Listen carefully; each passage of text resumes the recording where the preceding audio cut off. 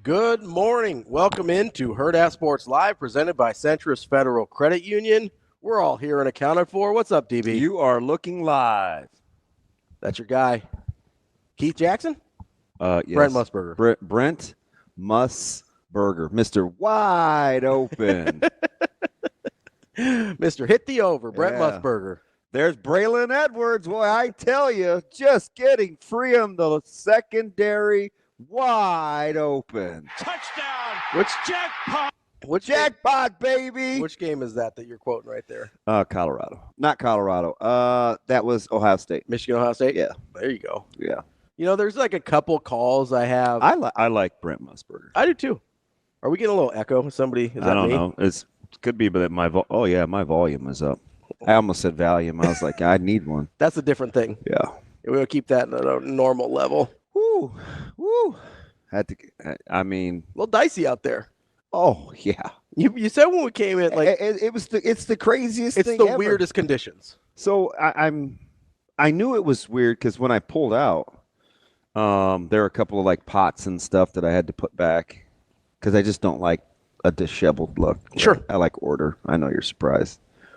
And the layer in my driveway is crunchy but breakable. It's like crunchy snow on top. Yeah, it's about, I don't know. I should have Shane come over. I think it's about an inch. Yeah, maybe. But you're driving and there's ice, clearly. Yeah, but there's freestanding water too. A lot of it. It's strange. So I'm like, what? How is there water and ice simultaneously? But so you will see that when you're out, if you're out and about. Hopefully you're like normal people, not us, and you're at the house chilling. Yeah, I wouldn't recommend going out if you don't have to. Yeah, and it depends on what corridor you're in. Yeah. I got some, of course, being statewide. I have friends all over the place. So popular. No, actually, I'm not. It's just, I'm telling you, man, the goddamn social media makes it seem like I know people probably better than I should, or maybe vice versa. I think both, actually. But there's people that I genuinely enjoy talking to that I couldn't pick them out of a line. Yeah, you've never met before. But maybe once, but yeah. Yeah, but do you know I do go through my own screening process? Oh, yeah? Oh, yeah. I'm not telling you. But, and those guys know. Yeah. Like if I've probably told them at some point, like if I'm responding, there was probably a point that we like crossed over where it's like, okay. Now we're cool. Yeah. But so like driving, I don't know, man. It's kind of wild. A lot like Nebraska last night, but I don't know what happened. Like the wind was crazy, but there are these sections across the state. Some people got smoked. Mm-hmm. There's about 6 inches of snow at my house. And we only live a few miles apart. Yeah, that's wild. And I don't think it's just drifting. So the rain had stopped where I am, and I'm literally 100. Wow, I'm not far from here. Yeah, the rain had kind of stopped early in the day, and other people are like, "It's pouring." I'm like, "Yeah, you're 3 miles from me, but it's notorious, like the Fort Street corridor." Mm-hmm. I used to live on that part of town. Remember, I hadn't lived south of Dodge in 35 years, yeah. So this whole area is new to me still. Mm-hmm. I bump into things like strangers. And I'm like, man, this weather is wild. You know, Columbus was getting smoked yesterday, and all we had was rain. Yeah. There are parts of the interstate that are closed. I'm like, wow, it's not great out here. Yeah, it's wild. It's wild. We got Kobe telling us no snow in western Nebraska. So how far is western, Kobe? Yeah, Kobe, where are we talking about? So here? Western, you have to be west of Kearney. For sure. Yeah, because that's central. If you're not west of Kearney, that is not western Nebraska. Yeah. If you're talking Gretna, then you're a good comedian. Oh, one of my faves is in. JR? No, why not Hoiberg? Oh, yeah, he hasn't been very talkative lately. I think he's in, but. Oh, man, welcome back. Yeah. Or black or whatever. Welcome in? Well, I don't know. But no, it was. It's a little dicey out there. Be careful. We'll get our NDOT in early this morning. KP's out towards Eagle, so I told you where that was, just over. Yes. West of Lincoln. I don't know what he's got. He said he's got some crunchy stuff. Eagle's kind of over by Crete, right? That's where we decided. Yep. Just like east of Crete. Yeah. So basically, I think it's south of Lincoln. Yeah.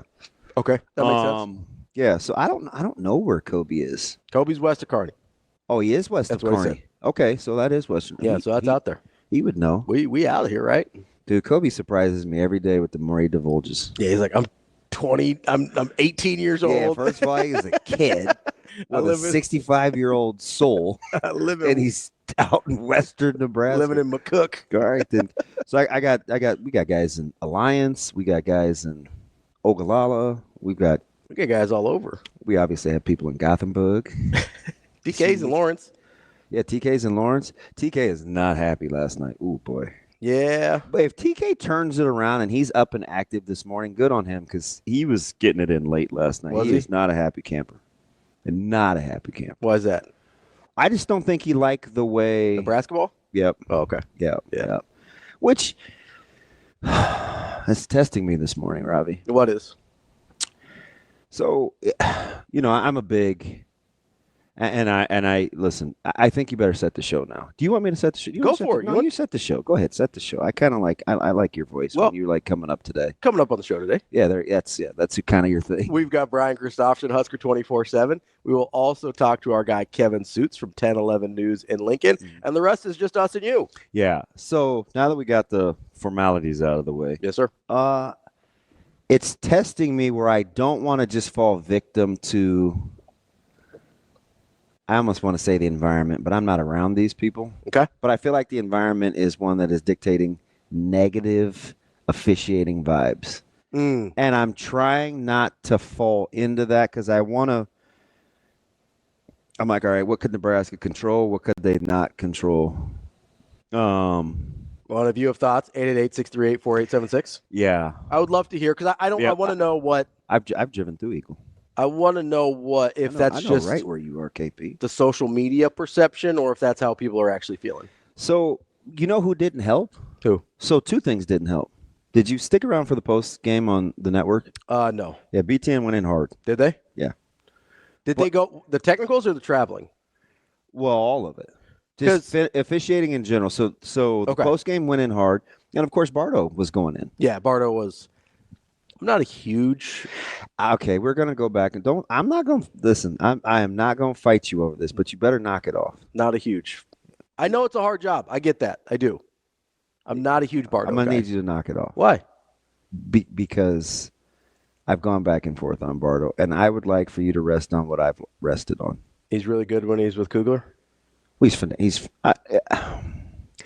that's the easy. That yes. I mean, but I think normally he's pretty good. I didn't think he was very good last night. I usually don't have a huge problem with him. Yeah. I didn't think he was great last night. Was it like the new braids, the greased locks? No, I honestly don't even remember seeing him. I'm sure they showed him. I just wasn't paying attention when they were showing him. So I just didn't love I think the thing with the peacock. Yeah. I don't know how many cameras they had rolling. Yeah, because I've done things for BTN, right? And depending on the game, you may have 6 cameras, you may have 4, you may have 8. So they didn't get to the guys at the monitor a lot, even though the tail end of that game was a lot of monitory type stuff. For sure, yeah. So you'd think you'd see those guys, but you didn't. I'm trying not to fall into the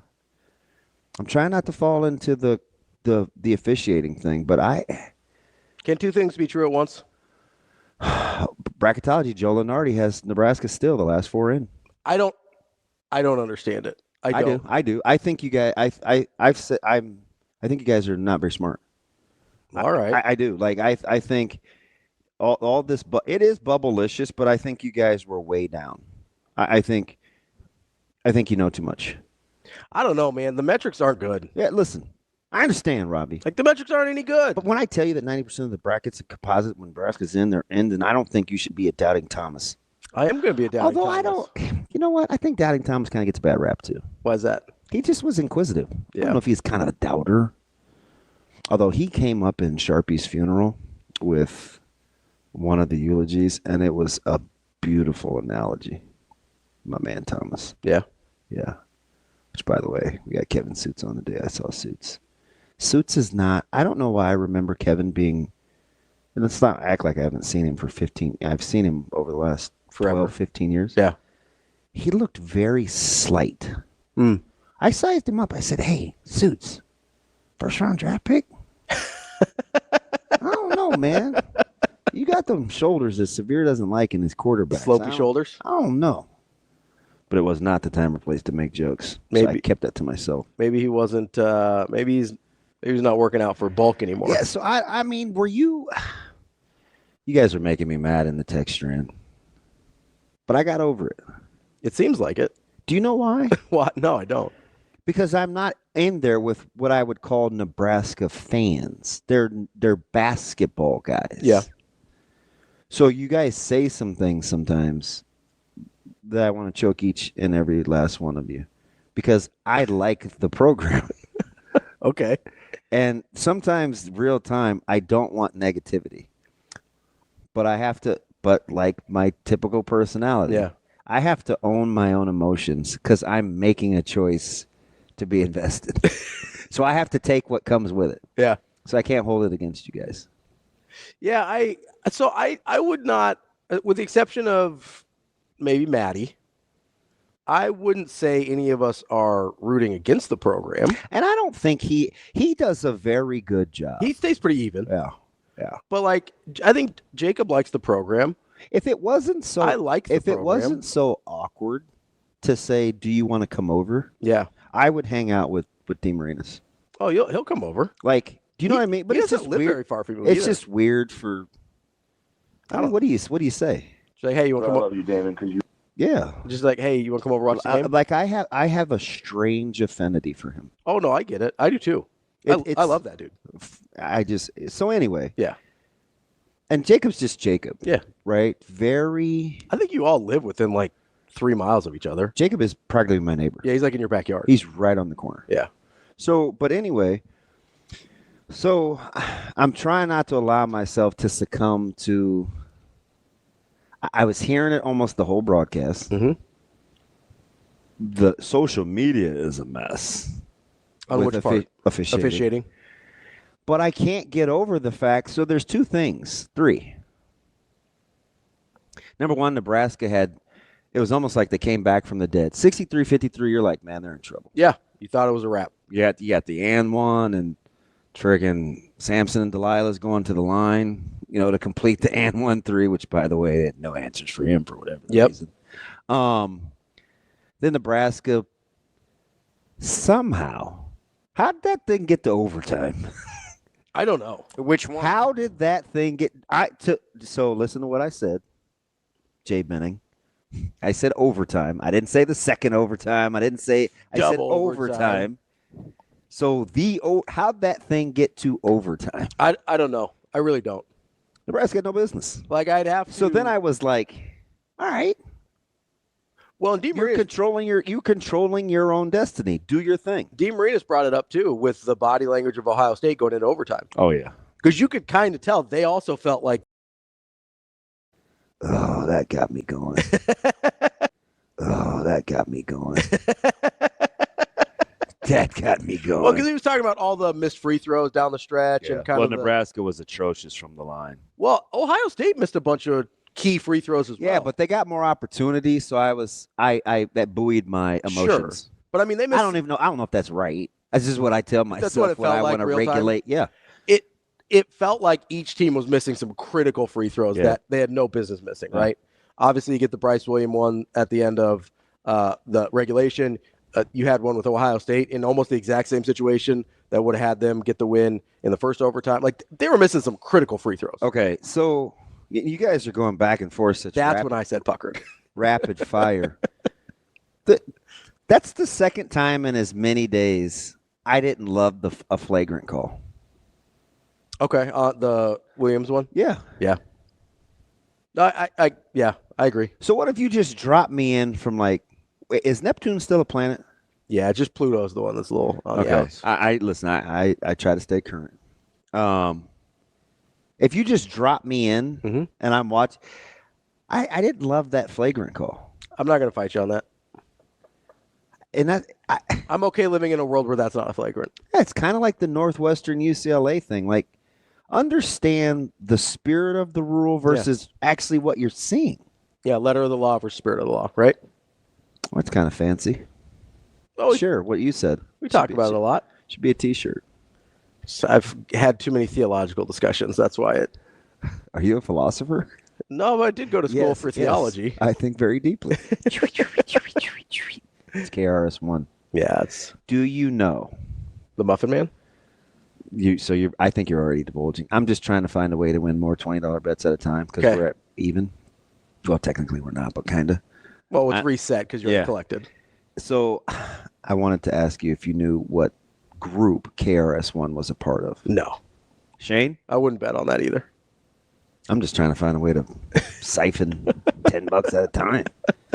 Fudge. I looked at the 64-pack of eggs at a said grocery store yesterday.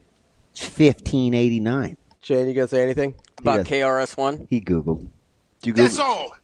Nah. Boogie Down Productions. Oh. BDP. Oh. Never even heard of him. Hey, are you a philosopher? Yes, I think very deeply. Never heard of her. Anyway, so I go back and forth over the officiating thing, and part of it is I'm been conditioned. I'm like flipping DB Pavlov, the old whipping boy. No pun intended with the boy thing. Where, well, don't complain about officiating. Let's just put ourselves in positions where you can control what you can control, and we're not going to talk about officiating. We probably just need to play better. Okay, cool. I'm in my late teens, early 20s. Mhm. Then I have a lot of friends that officiate. Mhm. So I don't I understand how difficult it is. But then I actually watch what happens, and sometimes I want to be mad. But I don't want to. I don't want to be mad about last night, and I need you to let me know it's okay to just say, you know what, don't be mad. Oh, I was gonna say it's okay to be mad about last night. Yeah, see, I don't need to be rowdy this morning because it's close. All right, It's close. I mean, do you know what I mean? Like I want to be bothered by it. yeah, no, I do. I'm not. I'm probably not a great person to talk you off that ledge because I understand being bothered by it. You know where your strengths. and Yeah, weaknesses are. I'm not like there's certain situations where I would tell you, yeah, you probably shouldn't be bothered by it. Yeah. But the one for me, and I'm sure we'll get into all the, I don't want to get all into the nitty gritty of every call, but Now that's what I don't want to do. Yeah, no, because that's not that fun, right? Like Yeah. I get it. it's not that fun. It's not, but I will say You know, it's not fun, Ravi. Losing. That's not fun. also true. But the lack of the flagrant or the technical when the guy spikes the ball, that's a technical every single time. It just is. And he did it twice consecutively. I know. He did double into his hands, and then he spiked it. Like even you'll see the double into your hands, let it go. Yeah. If you spike it and let the ball fly, that's always a tech. So I understand if you're mad about that. I also understand If we're playing 21 or something like that, we're just in the gym. Yeah. We're back at we're at Grace. No, I wouldn't have gone to Grace because freaking Bosley was a Blandino. But we're over at Sokol. We're hanging out over with at Flan. Sokol, right? Yeah, Flan would perfect example. Flan would let us get some run. Mhm. He used to come run at Grace. That's how I know. We were playing me and you. Yeah. You know, we're playing at 21. It's make it take it. I go up 13-11, man. I'm on a 3-shot heater. All right. And you give me the ball back in a checking manner, or you slam the ball, or you roll it to me slow, or I'm in a rhythm. Like I'm gonna be mad. Yeah. Let alone if we're in a real game. Yeah. That number one is delay a game. Yes. 100%. It's a delay game. Just call the dang thing. And the thing that bugs me, he's daring you to do it.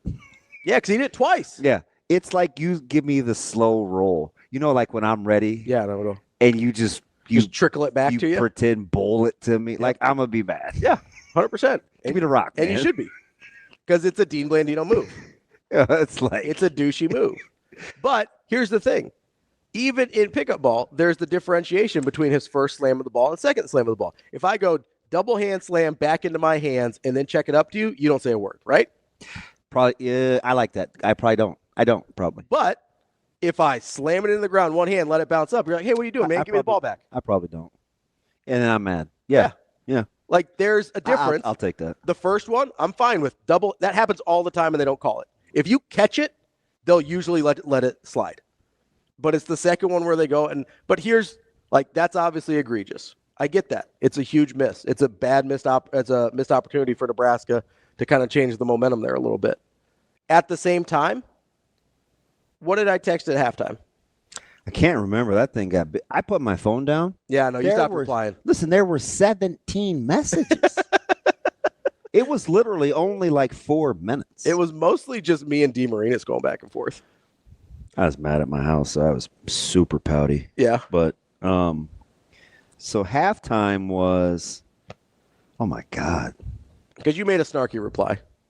Because they made a 3 right at the buzzer. Oh, I said would 42 have been better? Yeah, I said, hey, Nebraska's probably not going to win many games where they're giving up 45.5. Yeah. Well, you were like down. You like got. It felt to me like you got nitpicky over a friggin' deep. I wasn't 38'3", and I was like, well, would 42 have been better? No, and I said no.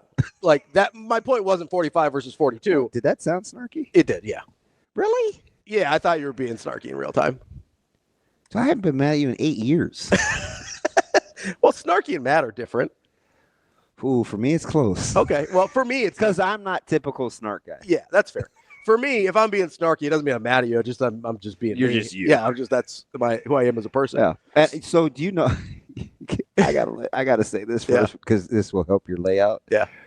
If they would have won, when it got into the hundreds, I was gonna come back at you. 100%. I was coming back tough. 100%. That's why, I'm watching real time as Bryce could have won a free throw or hit a free throw, and I was ready to reply. I was like, well, I guess 42 would have been okay. Yeah.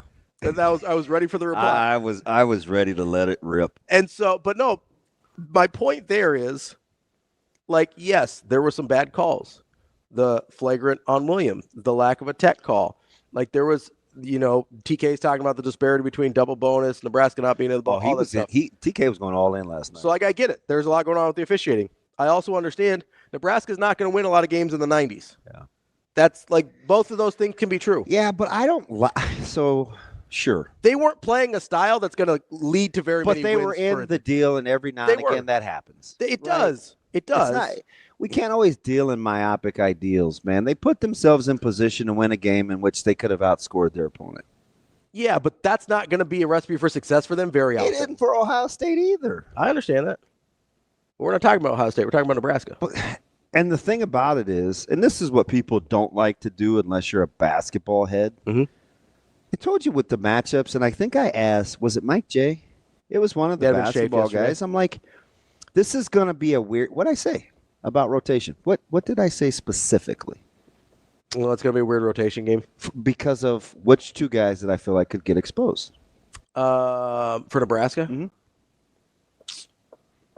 I feel like they had the two worst plus minuses going in after last game. Was it Morgan? No, not Morgan. Who'd you guys keep making fun of in the group text? Barricade. That's one. Yeah. And the other guy you didn't even see. Barely. Let's see. Wow, he's your whipping boy. I'm surprised you're forgetting about him. Who? Rooster? Mia. Oh, I forgot he even played, honestly. That's what I'm saying. Did he play? So, for whatever the reason he didn't play. Yeah, I don't think he played. No, but that's my point. Yeah, okay, yeah. Sorry, I was looking at box score. That's my point. Who played? The junkie in me says Nebraska's bench is going to be short because of the way Ohio State plays. Sure. Because what's the question I asked Schaefer? I didn't want to ask a leading question. I wanted to get somebody else's opinion. Hey, does Ohio State play in a way that lends itself to these things being a factor? And I used those two guys. Yeah. Sure enough. I mean, Barricade didn't play that much. He didn't play well either. He had to sit him for a while. Yeah. Stop shooting hard shots. Well, I'm not mad at him. He took two early, and he didn't take another one. He did foul out, though. Seems like you're a little mad at him. He had some bad fouls, too. And he's palms up, dude. What happened? What happened? I'm telling you. The one where you're gonna dude, I pulled Christian Jones in the state finals. Yeah. For going palms up in crunch time. Yeah. No, you know what you did. Yeah, you come see me. And I broke my headset. Well, come on, man. Don't break the headset. Palms up is like I was like, that's a pet peeve. That's like my bad, man. No bleep. More Hurrdat Sports Live coming up next.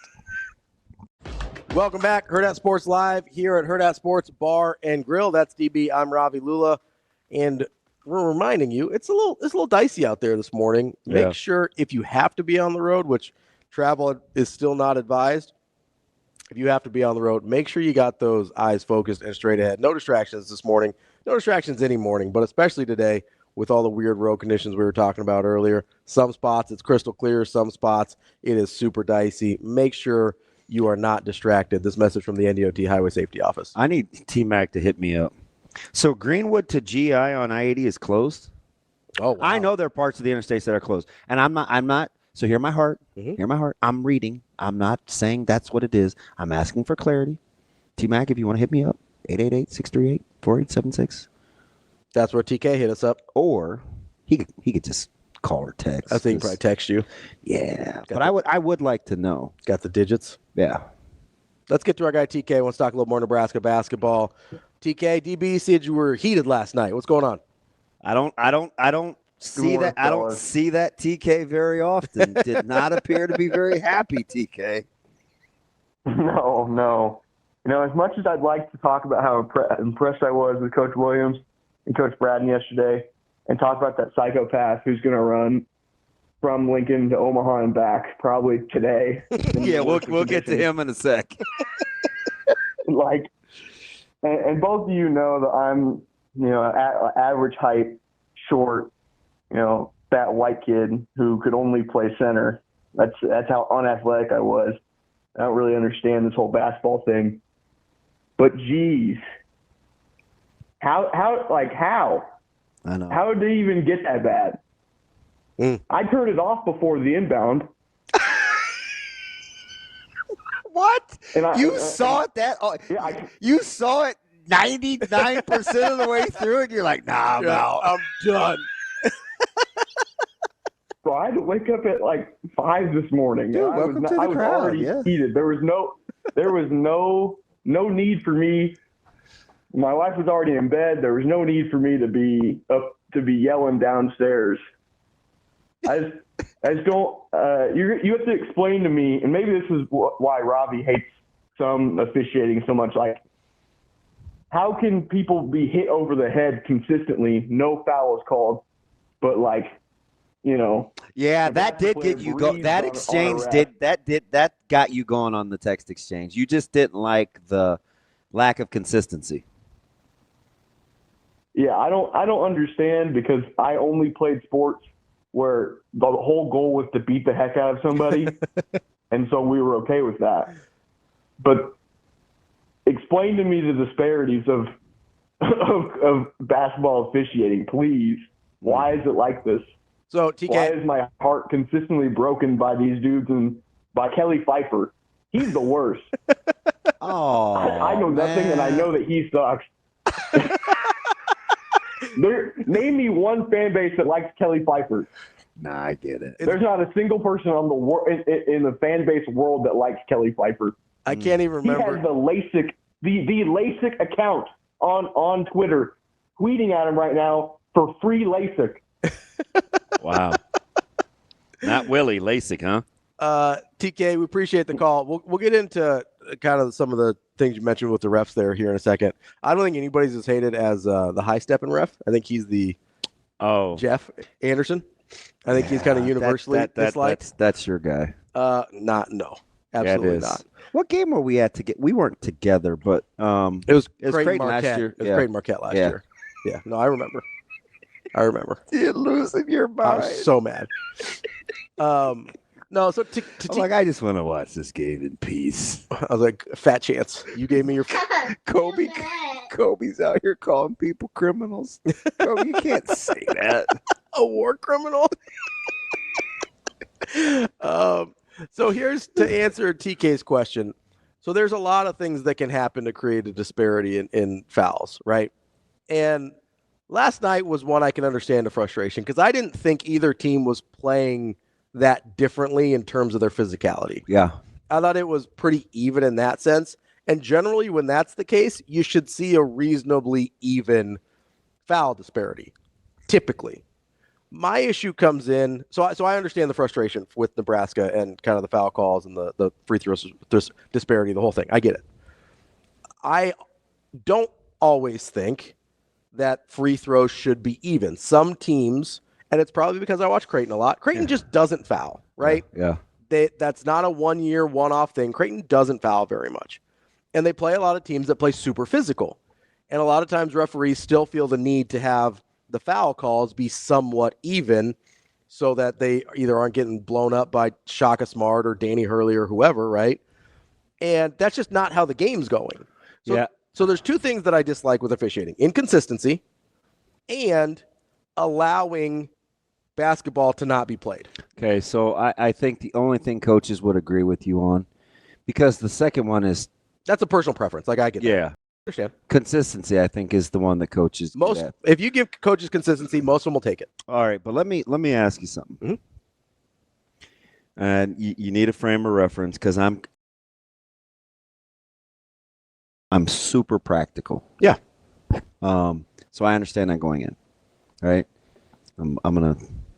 I can stay even keeled for a long time. It's not fun. It even makes me mad. You're talking to a guy that bad fumble, no fumble, made up call, touchdown taken off the board. All different things. Would still tell you, you know what? Tremaine Bell catch over the middle. We set our place kicker up. We had a chance to win. So you're talking to that dude. Okay. Where do you come out on the way that the game is being officiated, even if you, whether you like or you don't like it, but you don't make free throws? I'm going to have a real hard time blaming it on the refs. Okay. So I'm a little surprised that you're down on the officiating as much as you were when a good free throw shooting team, at least I thought they were. Minnesota has me shook, and so does this game, where it's like, well, we know Bryce Williams is a good free throw make shooter. it free. Do you know why I'm not? Do you know why I'm not mad about? Westside was 16 of 31 or 33 from the free throw line against Lincoln Southwest. Yeah, it's a 2-point game, right? You lost by 2. Yeah. You have no one to be upset with, 100%. but yourself. I get that. Right? So that's how I am. Yeah. Right? I mean, we end up losing. There's just things that happen during the course of the game where it's like, hey, you know what? If we don't have, of all the things we did, right? Let's say we tackle Amir Hill in space. Let's get him to the ground. Let's say we don't have a face mask. You can say anything else about what happened. Oh, they're this and they're that. And there's still these portions of the game that I look at with myself and I'm like, you know what? If you control the controllables, there's a lot less of this that happens. I agree. So that's probably always gonna be my stance, so it's not fun. But I am willing to listen to consistency, and two things can be true at once. So that's where I'm at with Nebraska last night. Okay. I'm actually not that upset about the officiating last night. Which doesn't have anything to do with your fandom or lack of fandom, contrary to popular belief. No, I want Nebraska to be successful. Yeah. I know people don't think that's true. I'm glad Omaha's successful, even though I had to eat a big old plate of crow on Coach Crutch. I want Nebraska to be successful, and obviously I root for Creighton. Like, I want everybody to be successful in basketball in Nebraska. But I do land on the two things can be true at once. I do think there was some egregious officiating. And Nebraska did a lot of things that cost them this game that had nothing to do with the officials. Yeah. I also think there was a consistency issue last night, which is where I will kind of get worked up about officiating. Like, as a basketball fan, a fan of the sport, that's where I get upset about the lack of freedom of movement and allowing people to be too physical for no good reason and making the game not look like basketball.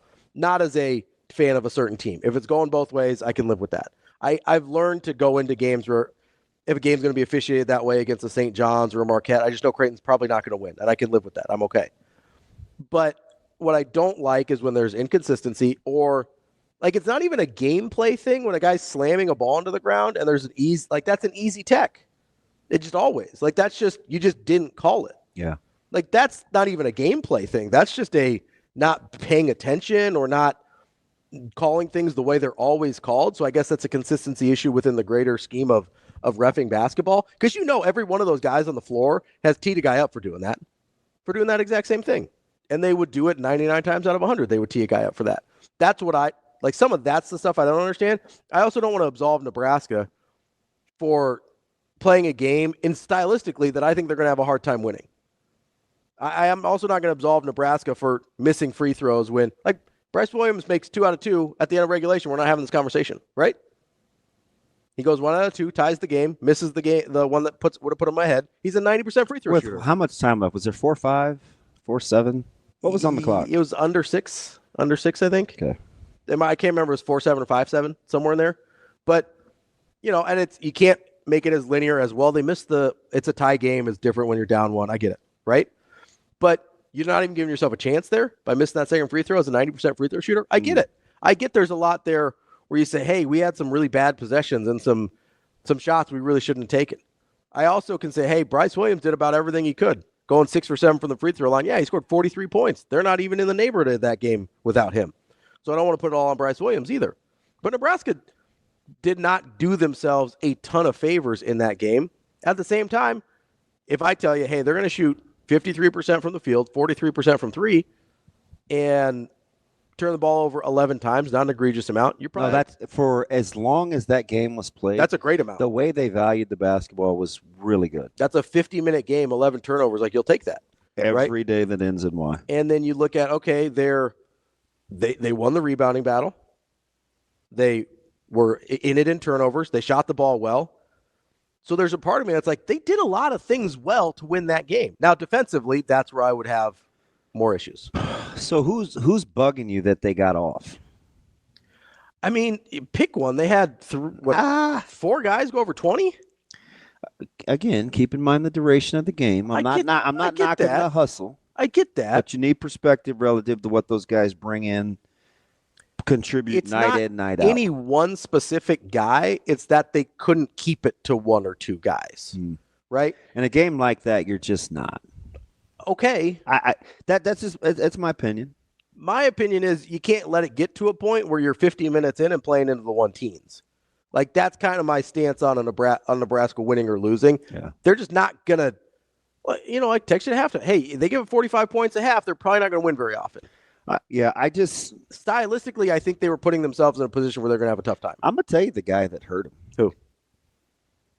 You can't let Stewart be that efficient last night on the floor. Just 5 for 5, going to the free throw line a little bit. You just can't. Scrambling, loose balls. I mean, he's a guy. He scores 5 a night.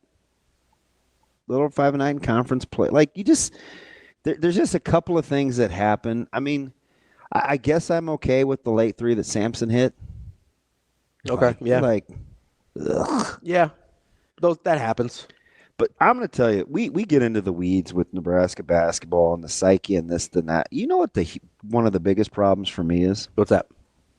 You cannot peg. I guarantee you cannot peg on any given night who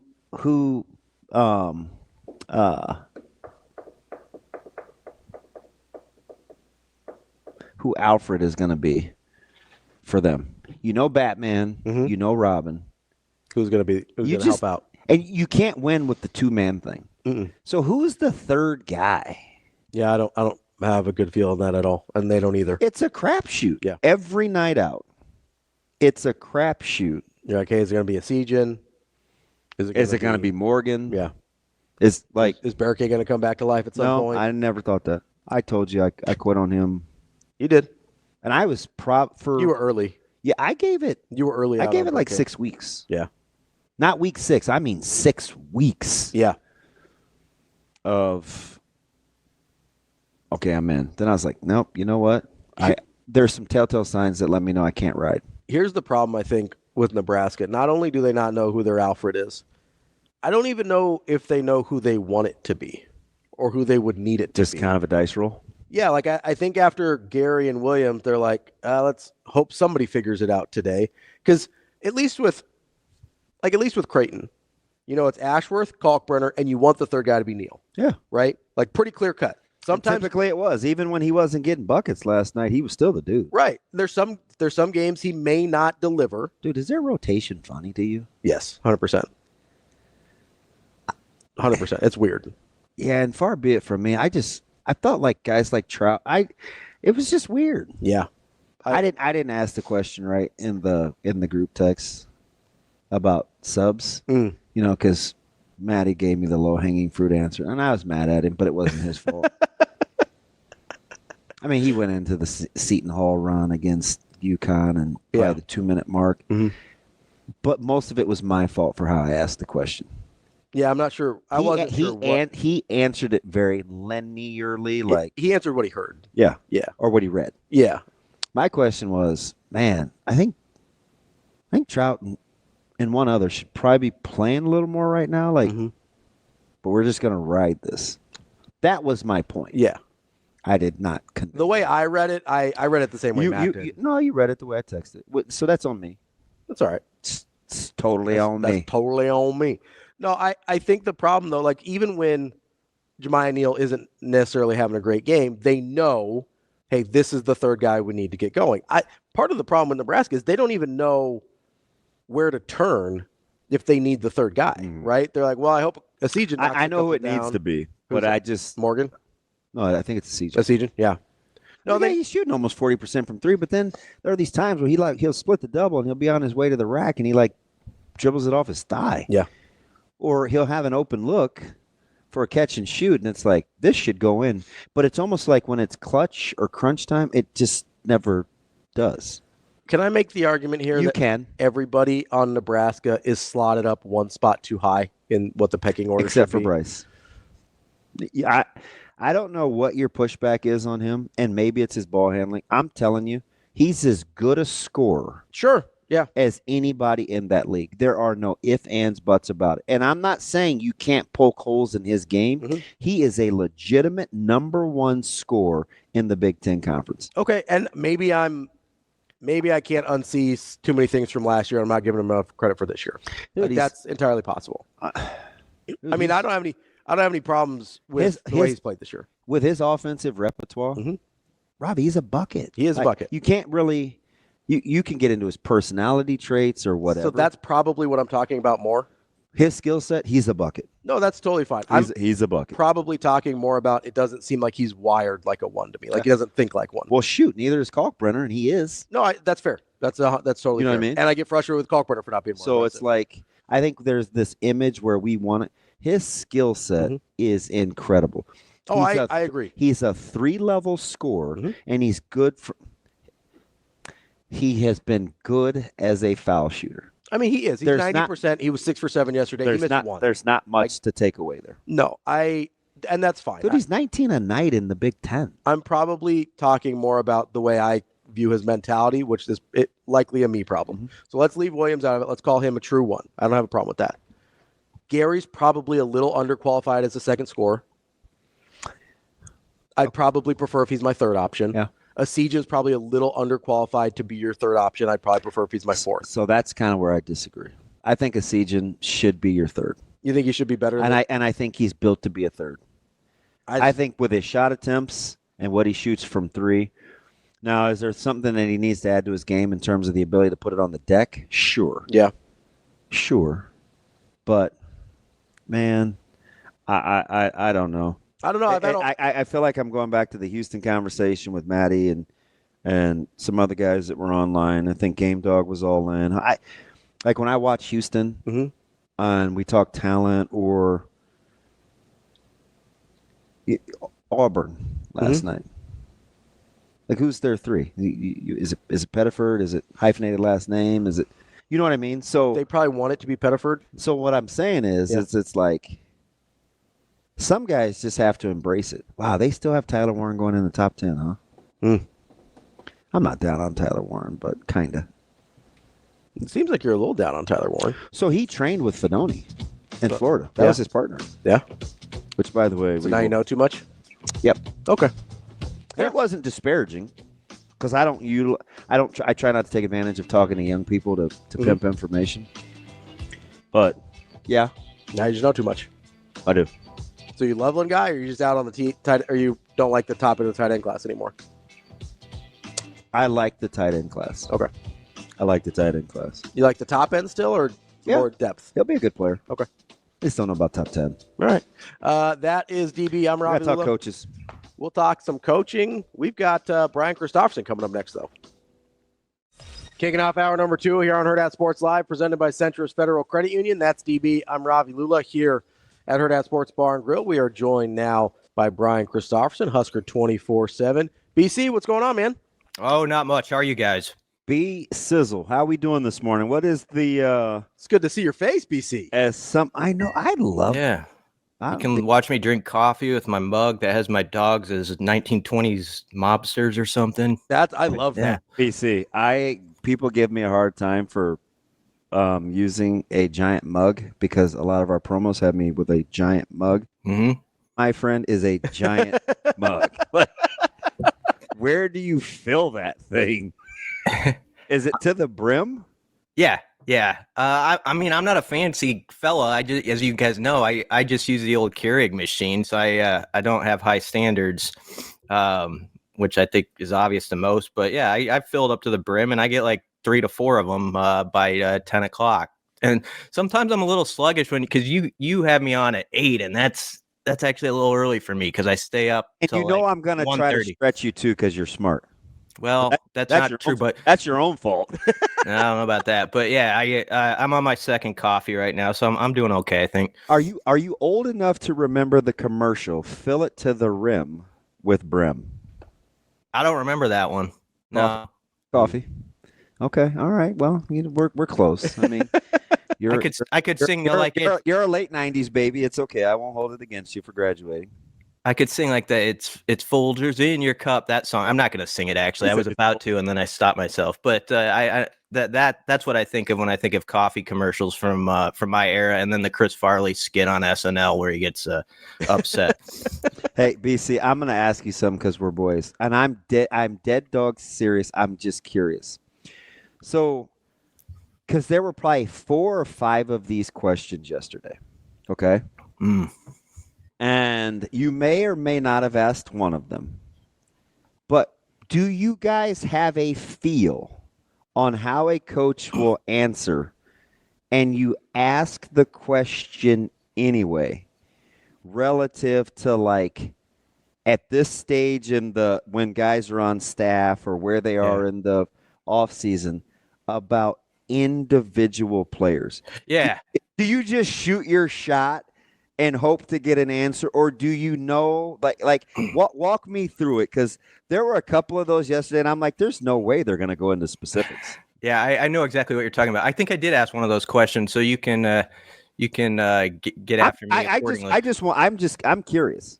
I think because in my job, it's like 365 days of Husker football. You're always like analyzing the roster this way and that way. Whenever you get a coach in front of you at the microphone, you're like searching for a kernel, like, because you're thinking like, maybe next week when it's a little slow, I'll write a little 400-word story on punter Jack McAllister, for instance, And so if you ever hear me ask, which I did, I asked a question to Mike Eckler about McAllister and Gallick, the long snapper, and just like, what can they give you? There's not much Mike Eckler can do with that at this point, like 2 to 3 weeks in. I understand that.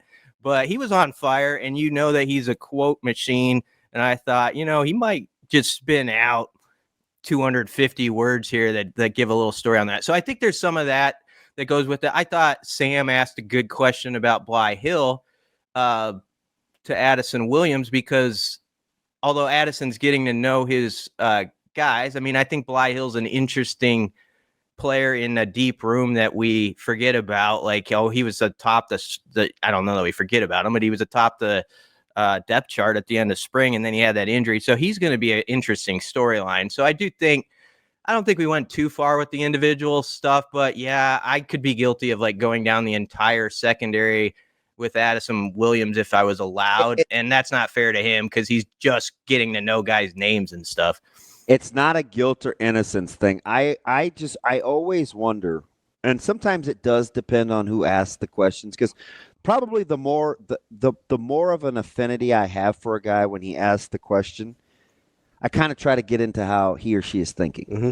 right? So we saw it a couple weeks ago with Deshaun McCullough, and Coach Simpson really wasn't going to take the bait. Yeah. But he said just enough hey, body type, development. Kristen Coggins put weight on. He still has to. Where it lent itself to a follow up, but I almost get the sense that they've been conditioned, or they just don't know. They just don't know enough yet. Because we heard about the Donovan Jones thing, and they just don't know enough yet, or leadership or stuff like that, where they don't know enough to make any generalizations. But there's some smart people in that room that know you guys can feel if you think you have an in or like an opening, or a guy makes himself vulnerable to asking a follow-up about specific players. Like, do you – I guarantee you're smart. You can get a feel if you know you can get an individual player snuck in as a question, right? Yeah, definitely. There's some coaches who will go more down that road. It's easier to do if a guy's been in the program at least a year. So that's sort of the difficulty, I think, of the last two. They've been awesome press conferences to have that availability at this time of year. But those guys, how much can Phil Simpson say about Dasan McCullough? For one, he's just getting to know him, and maybe he does have more thoughts than he unveiled, and he probably does. But he left himself open to a follow-up because he mentioned some older guys when he talked about Mav and some guys in the room. Yeah, that's usually the clue, I guess, or it's a coach maybe putting on a tee. Maybe some won't do that in the future. If you mention like unsolicited, like 2 or 3 guys' names, then sometimes it does feel like it becomes a little bit open season. Like, okay, we're going to go through the roster now. Because that's what we want to know about, right? Like we want to know about some guys. And so that was the jam of the last 2 weeks. It was an awesome thing, but also you have a bunch of people in the room who are like just dying for like kind of to get going into the roster talk in the spring. Like, let's have these competitions out and stuff like that. And you have coaches who, why would you go on record saying a lot about any individuals right now without having your hand forced there? So there was like a give and take probably going on. But I didn't think for the most part, guys got a lot of questions about individuals. I do think when they come up starting in a couple weeks and then you get like 2 to 3 weeks in, it can be more interesting from the personnel standpoint. I mean, there's so many guys like in the secondary, and I'm not saying this to butter you up. Like, I love Caleb Benning is like one of the most interesting guys to me. Yeah. Going into the spring. That's true. That's not because you're on the other end of this. I mean, so there's but there's like 10 to 12 in that room that just fascinate me. Heck, I wrote about it last week. You want a chicken nugget, BC? Yeah, give it to me. I'll give you one because I love you. So he ran 21.92 a couple of times in winter conditioning because they've been going over the catapult scores. So the top, I think I can say this, the top handful of times this winter have been had by defensive backs. Take that one and run with it this offseason story. I pay attention to what you say. I actually heard you last week on that, and I think Donovan Jones was up there, and so I was proud of the Omaha boys representing like that. And they're roommates too. So wow. the thing that I love, and I hate to again, we're in the tree of trust because it's you. So I'm talking about all these things in these dynamics without picking brains about what's actually going on inside the program, because that's not what I really want to know. I'm more of the real magic happens when you can cheer for your teammates, even though it may be at your own expense. Like that's kind of how I am, because ultimately I think that's how Nebraska's got to win. It's not going to be high end talent. It's not going to be anything other than you got to work. You got to have competitive stamina, and you have to hang in there with good decisions in crunch time. That is how this team is going to win. It's not going to be elite level quarterback play. It's not going to be elite level wide receiver. They're going to be a sum of the parts team, in my opinion. You don't have. So when I look for things that lend itself to that, and I think the way that certain guys get along, right? The clusters, or if it's a Van Poppel, a Donovan Jones, a Caleb Benning, a Sierra Wright, and I'll give an offensive guy that they like, Danny King, right, at tight end. Like, those are things that I look for when I want to try to project, can they hang in there in crunch time?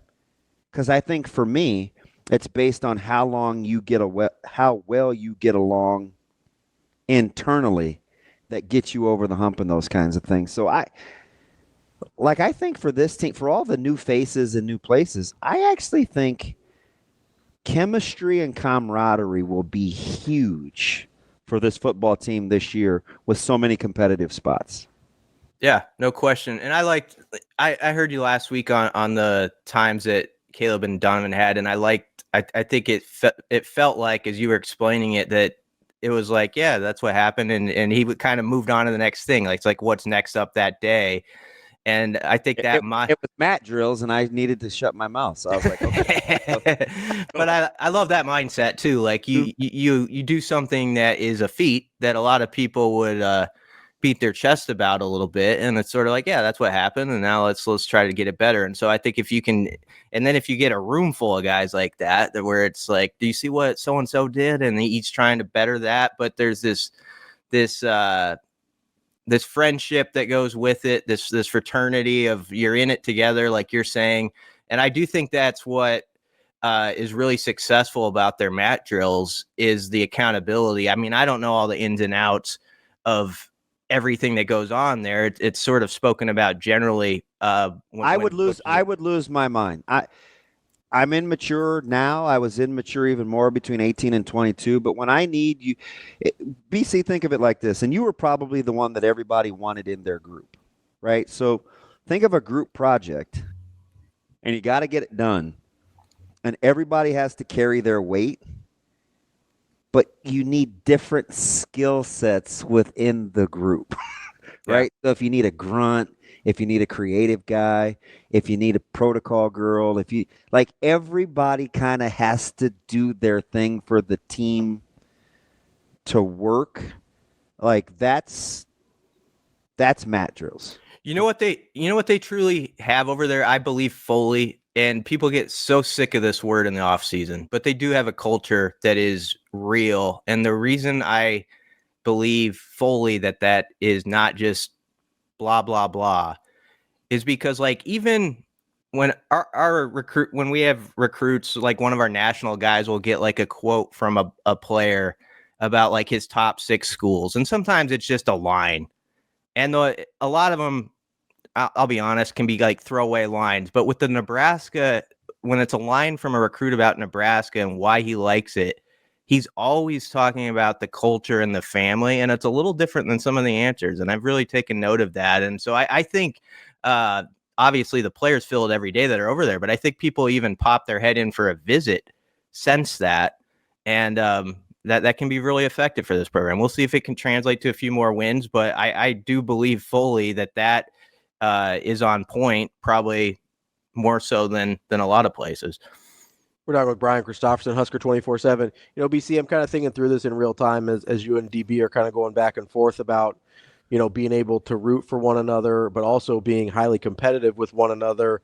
And I'm trying to think to myself, what does that culture have to look like to enable both of those things that seem to be contrary to one another, right? And so I'm like, well, they must have to get along pretty well. I go, well, not necessarily. Mm-hmm. I do think there has to be a culture of a certain level of respect for one another. Yeah. And the reason I landed there is, you know, we've all been like in competitive situations professionally, I think. And there's been times where you kind of, or at least me personally, I've been passed over for jobs that I wanted. And there's sometimes, if I respect the other person that gets the job, I don't have a problem with it. Mm-hmm. Exactly. If I don't, then I'm going to feel some type of way. So I think I landed on respect. And there's not a question in there, just curious. No. Have any thoughts? No, I agree with you. And I think if you, when Rhule was on the podcast with Urban Meyer, he was talking about Dylan Rhule and about, like, you know, yeah, he's going to be like on a magazine cover and he's going to have that stuff. That's what goes with being the quarterback. But if the guys see him doing the tough stuff, not the fun, like maybe 7-on-7 or whatever, throwing on air is fun to him, but like the stuff that is the grunt work, and he is putting it in just like everybody else. I thought Rhule made a good point. It's like those other guys aren't going to care about the magazine cover and all that stuff. They're going to be like, this guy wants to win. That's what comes with his title, being QB1, all the other stuff. I get that, but he's going to sweat just as much as me. He's going to be there earlier than me. And yeah, I think that respect, that goes to that respect factor. It's that guy's putting in the work to win at a high level. And in fact, maybe in some cases he's doing it better than me. So I gotta take his lead, or and then it goes back and forth, and one guy puts his nose in front of the other guy, and so on. So if you can really get that going now, I do think these are pivotal weeks. They're hard to get your hands around as like a writer because you're not doing as many interviews, and they're not going to tell you everything that's going on over there. But I do think it's huge establishing what certain guys are about and how far they'll go right now, that the players are taking note of. They're taking note of each other and who does what and how they handle their business. Yeah. So, by the way, hey, what's your name again? My name? Yeah. My name's Brian. Brian. Hey, nice to meet you, Brian. Nice to meet you, Brian.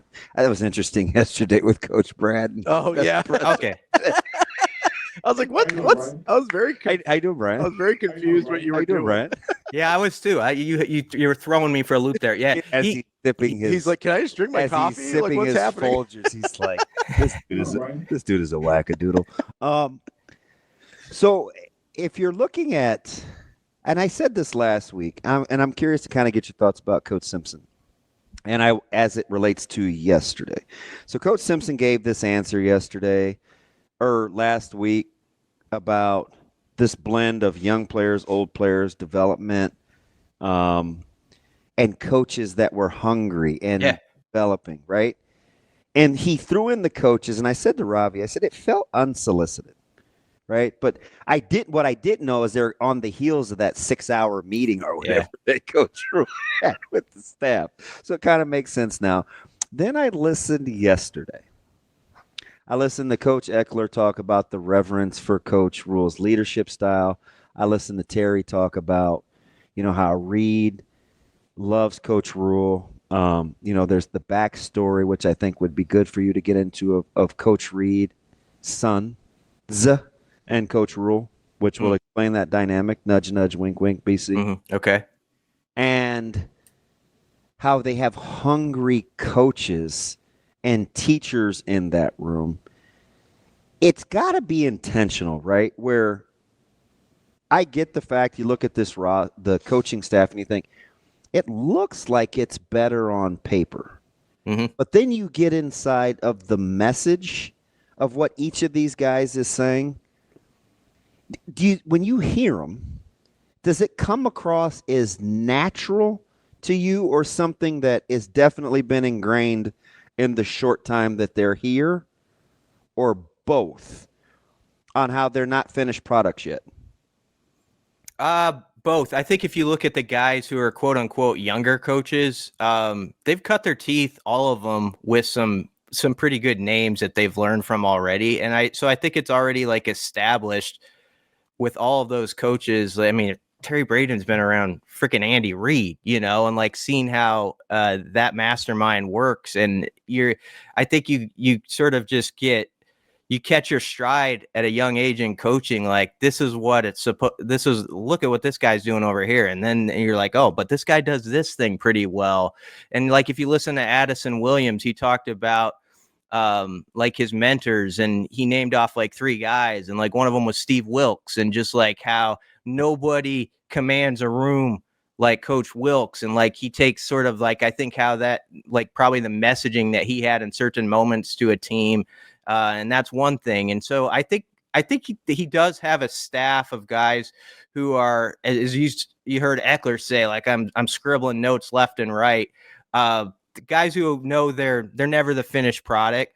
There's an understanding that guy over there, Phil Snow, is 69 years old. He's been doing this for longer than some of them are alive. I would be wise, as Phil Simpson said, to be like a parrot, and be like on that guy's shoulder, because it's just what he could explain in 10 minutes, Snow could do in 30 seconds. Yeah.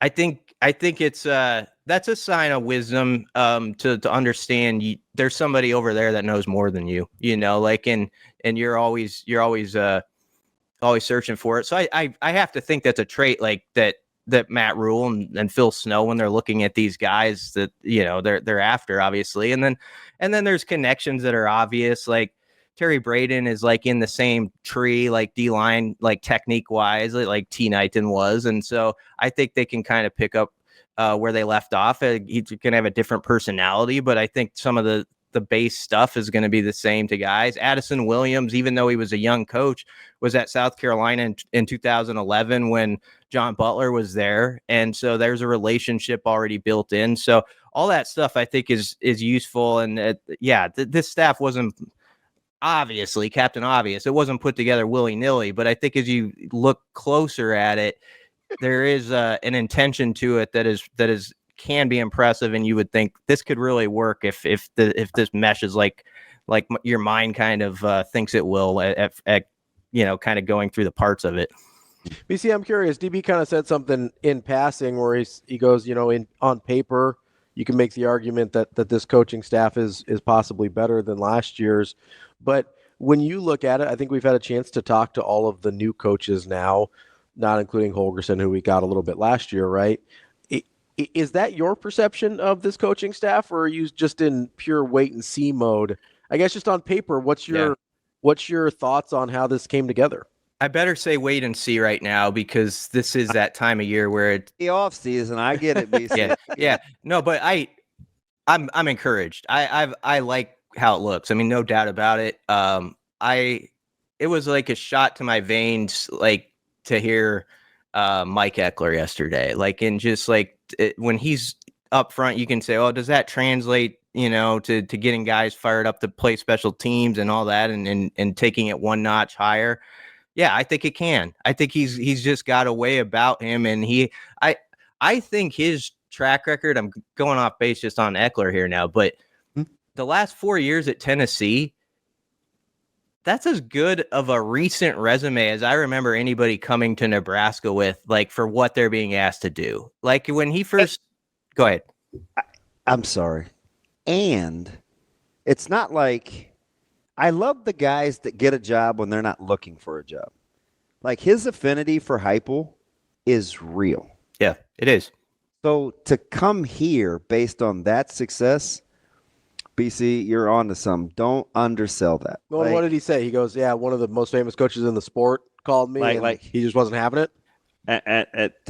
I don't undersell that. Honestly, I'm tired. Have got tired like 5 years ago or so of like, oh, this guy has this Nebraska connection and he has to do that. And so at first glance, you could be like, okay, of course they're going to hire the guy who's been here before, David City native, Blair High grad. And then you look at the numbers and it's just like, oh, they're good in this category, top 10 over here, top 10. It's impressive. And, I mean, I like the fact that he knew how many return yards they had in the punt game, like off the cuff, and how many kicks they blocked. Corrected somebody. 1,325 and 8 blocks. And I mean, that I like a little bit of that swagger, with also a knowledge like you got to do it in a new place. You know, you got to get these guys to go the same way you had the last guys going. And I also like that he was talking about, you know, at Tennessee, they didn't play just starters and guys like that on special teams. It was a good chance for guys to build up roles that weren't necessarily on the front of the two deep. And so there's got to be some players over there who are chomping at the bit here and that. Like I can carve a role with this guy, and I'm going to be excited to do it and play under him.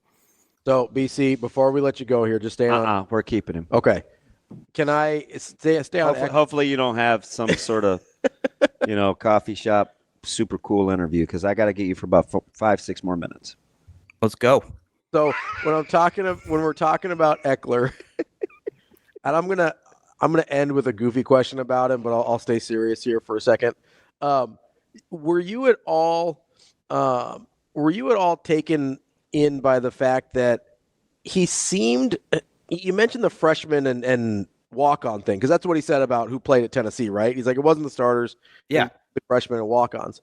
Were you taken?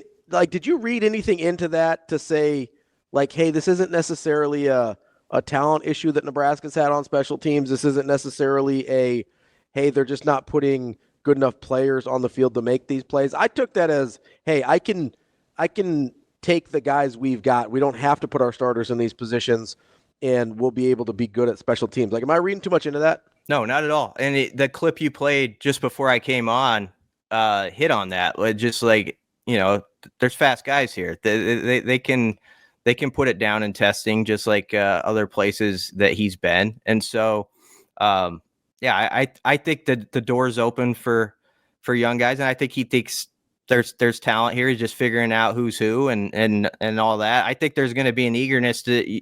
I thought this was interesting to be the return guy here. Like he was asked about Andrew Marshall specifically. Yeah, but they tried to pigeonhole him. He's like, yeah, he got out of that corner. He's like, nah, we got some dudes. Yeah, and dudes who saw that they put a couple guys in the league at that position. And so there's going to be a hunger, not that there wasn't before, but I have to think, there's 7-8 guys who are probably knocking on that door saying, I'm your man. And so that's a good thing if you can get that sort of that culture build. I do think you heard, though, there's a willingness if guys are up for it. It's a great way for a younger player to build a role and to give trust to him and say, this is your assignment. You're going to do it well. And I believe you will do it well. We're not going to take a back seat just because you're in your first or second year. So I have to think that puts a pep in the step of guys just to hear that. And maybe they already knew it, but I think it's interesting. So BC, I'm going to get you out of here in this. Because I think Terry is in the same vein. I was telling Ravi off air, and I believe this to be very, very, very, very true, just because there's two guys that I have really good relationships with randomly in the NFL. And both guys said, I can't wait to see, basically, I'm paraphrasing, I can't wait to see what this coach Rhule is about, because guys like Terry had D-line jobs that they were offered in the NFL this year. Like real. And my response is, offered, yes, could have taken the job if he wanted it. It was his. I don't even think BC, and who knows if they'll roll tape and this will get back to Nebraska and all of a sudden Coach Rhule will be like, oh, that's news to me. But I believe it to be true. So, I mean, whatever. I'm saying it out loud. And you talk about guys like Eckler, who had the relationship with Heupel, was highly successful in Tennessee. You have a guy like Addison Williams, who was highly sought after and explained the connection and then said, you know what? This is something I got to look into. Let me see what this Coach Rhule is about. Do you think we undersell Coach Rhule's leadership ability or leadership qualities to rally peers? Holgerson's here on the second callback. Snow wasn't enamored the first time around. And Rhule's this guy. He's back. Sad is loyal to the soil. We may be missing something about the belief factor. No, you might be right. I just think about it. I don't know.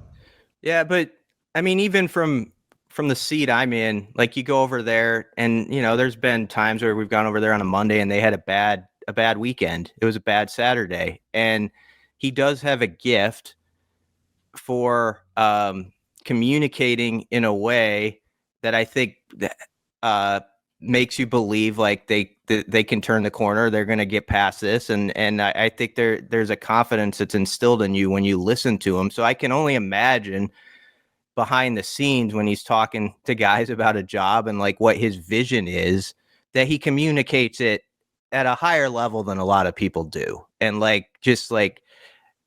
what they're planning to do and how you would fit here.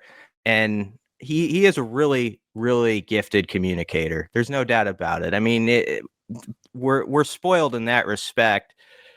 Just to next week, he's going to do a press conference, and I've done this long enough, and this is not a knock on other coaches, but there've been head coaches who have walked in and done 20, 25-minute press conferences, and there's like two things in there that are kind of interesting at most. And when Rhule, gets up and talks each time, every answer usually turns to something that is sort of like, oh, that's a story. And the way he explained it is really interesting. That's why everybody wants him on their podcast. Like all these national guys want him on there because he's such a good communicator. All that to say, I do think when he's talking to coaches about their possibilities within the program, he probably does it in such a way that it's like, man, I got to think about this. And when Eckler said, he's one of the best leaders in the way he communicates, I'm taking all these notes. I took him at his word, and I think that's true. I think he's probably really impressive and just kind of interesting for a coach to listen to and say, I'm going to grow from this guy, however long I'm here. BC, real quick, favorite saying from Eckler yesterday: "My ass, my hands," or "Donkeys don't win the Kentucky Derby." No, you got to put in RLS. Oh yeah, real life Shazay. Yeah, that was probably my favorite. The last one. I still don't know what "my ass, my hands" means. I don't either. He said it was an old saying, and so I Googled that in the press room, which was probably dangerous. Nothing too bad came up, but whose Wi-Fi were you on? Yeah, they could be checking me out right now, but it did not seem like that is a saying that's used as much as Eckler suggested on that one. But I don't know. Maybe. BC, I've got I got a little tip for you. Look, everybody loves BC. BC, we're just going to keep you all morning, man. I'm glad you signed up for it. DB gave you a real tip on a story. I'm going to give you a silly tip on a story. Have you heard of Mike Eckler and his piranha? Yes. Oh, yeah. Okay. Yeah. I'm just saying, I think we need some follow-up. I need some follow-up questions. No, I've already even used that example in a story like a few months ago, and I felt bad about it because that's like a 30-year-old story, and I was like, oh, I'm that guy who's doing that again. But I'm still fascinated by it. I want to know if he still has it. I want to know if he still has. Yeah, we could probably get to the bottom of that. I learned stuff when I come on here. Like you want to know a little chicken nugget that was thrown in there by Damon.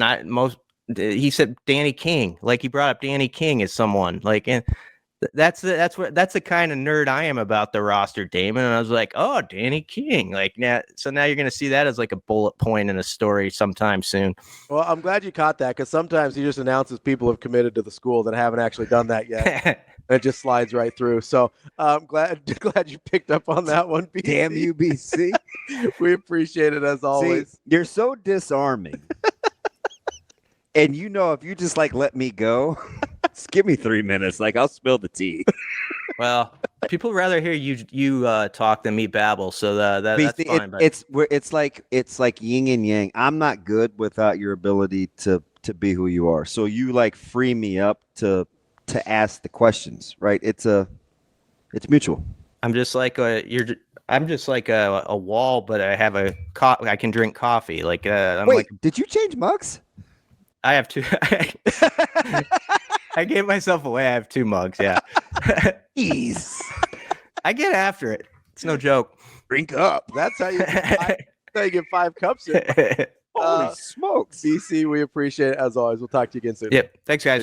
That thing was like the size of a sand pail. I know. Well, I didn't even catch the second one. That was a good eye there. I missed that. I have no idea what I'm talking about with Danny King, so move on. All right, sounds good. More Hurrdat Sports Live coming up next. Back here on Hurrdat Sports Live, that's DB. I'm Ravi Lulla here on Hurrdat Sports Bar and Grill. We are joined now by Kevin Sjuts from 1011 News in Lincoln. Kevin, what's going on, man? Good morning, guys. I think this might be potentially the 3rd time we've talked on a Wednesday in which my children don't have school. Hey, I got to know from the consummate dad, are you torn oh man, I want to take advantage of the kiddos being at home. I don't want to talk to these yahoos. I know you love parenting, man. Are you torn? Yeah, we've kind of talked about this before. Honestly, yeah, I'm happy everybody's home today. This is great, Yeah, there you go. I knew it. Who's making breakfast? But they've invaded my morning space. My routine is completely blown up today. Oh, I get it. That's a total thing. Come heck or high water, Kev, I was coming into the studio this morning. I'm like, if there's any way I can get this vehicle to the studio. I am not doing the show from home. Like, I'm 100% with you. Like, your space is your space. And my routine is my routine. And, like as crazy as my schedule can be, once the kids are all at school every morning during the week, during the school year, I'm pretty regimented. And now all of a sudden, especially with it being like today's the start of state basketball.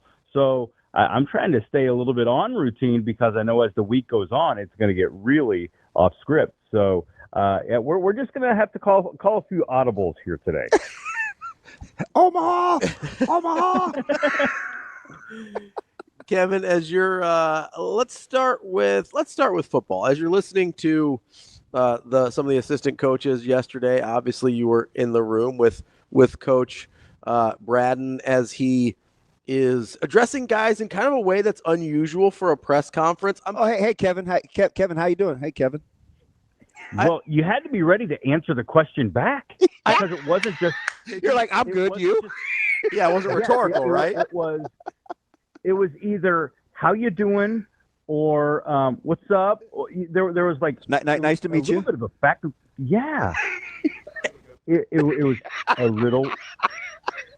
It puts you on your toes a little bit. You don't just get to fire the bullet and sit back. You had to be ready for the ping pong there at the start. That was a little bit different and a little fun, not going to lie. So, Kevin, I'm curious how that sort of, not just the, ask everybody how they're doing and their names and everything, but I'm curious how his overall demeanor played in the room, because it was pretty different from, just about everybody else we've heard from. Yeah, that's good. That's a great question. That is a great question. It was one of the most interactive press conferences with the head coach I think I've ever, or with an assistant coach I can ever remember, because there was the back and forth. So it wasn't just Q and A. It was a little bit of like intermixing, and it kind of created more of a social environment. I appreciated that. That was fun. And my other takeaway from Coach Braden and being in the room and talking to the local media for the first time is that dude must drink a lot of coffee or Mountain Dew or whatever it is, because he's got a ton of energy. And I think he might top Matt Rhule for most words per second. Oh, I don't know, man.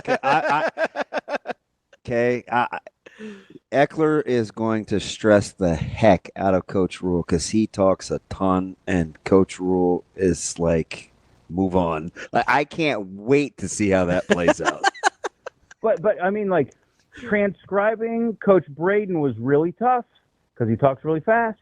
Matt Rhule it's one of the hardest ones, in my career. I don't know that anybody is as hard to transcribe as Matt Rhule. And I'm not saying that because he's hard to understand. It's because he talks so fast. Yeah, and his vocab is, he doesn't use like everyday words either sometimes. And he sort of pivots mid-sentence. He's going to answer what he wants to get out, not necessarily the question. Yeah, well, that, and he'll kind of he'll start down a road, and then he'll kind of, there's a little bit of squirrel there sometimes where he'll be halfway through an answer, and then that will remind him of something, and it's all interesting, and you love hearing it, but it'll be like, okay, how do I, if you're transcribing it, which I'll do sometime for notes for the show, I'll be okay, I'm halfway through this one, I got to put a ... until he decides to finish that point with the story somewhere in the middle. So it's a little hard to make it a coherent if you're writing it down.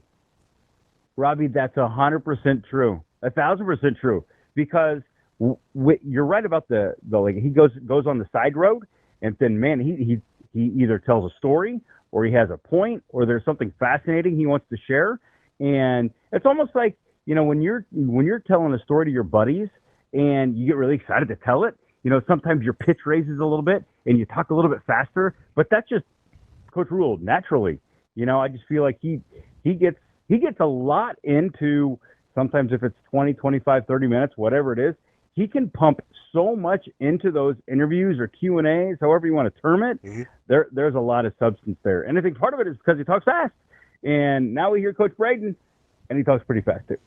Kevin, let me ask you something. So you're kind of going through this whole deal, and for me it was like teaching and being hungry, right? Like this reoccurring theme of what's next. If you were going to try to lump the new coaches, you can go all the way back to Coach Simpson and Coach Snow. And who else did we get? They did them in threes. Who was my Shorts. Mm-hmm. And you go the three yesterday. Is there kind of a prevailing theme for you? I think one of my prevailing themes is there's still there's this blending of young coaches, right? Even though that, McGuire's not there anymore, you have Shorts now. And I think, Coach Braden, he's still a little bit, I'll put him on the young side.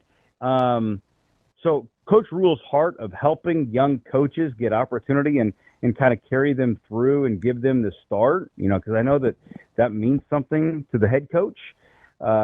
There's still that, but then he's also surrounded himself with so much experience and so much knowledge. And I'll even put Coach Holgerson in that vein, so he's got Holgerson, he's got Phil Snow, and now he's got Coach Eckler, who, man, if you've watched Mike's stops since last coaching at Nebraska in 2010, I mean, his experiences and the different guys that he has worked for and worked with, I mean, his skill set has to be so diversified because he's gone to Indiana, he's gone to North Carolina, he's gone to USC, he's been at Georgia.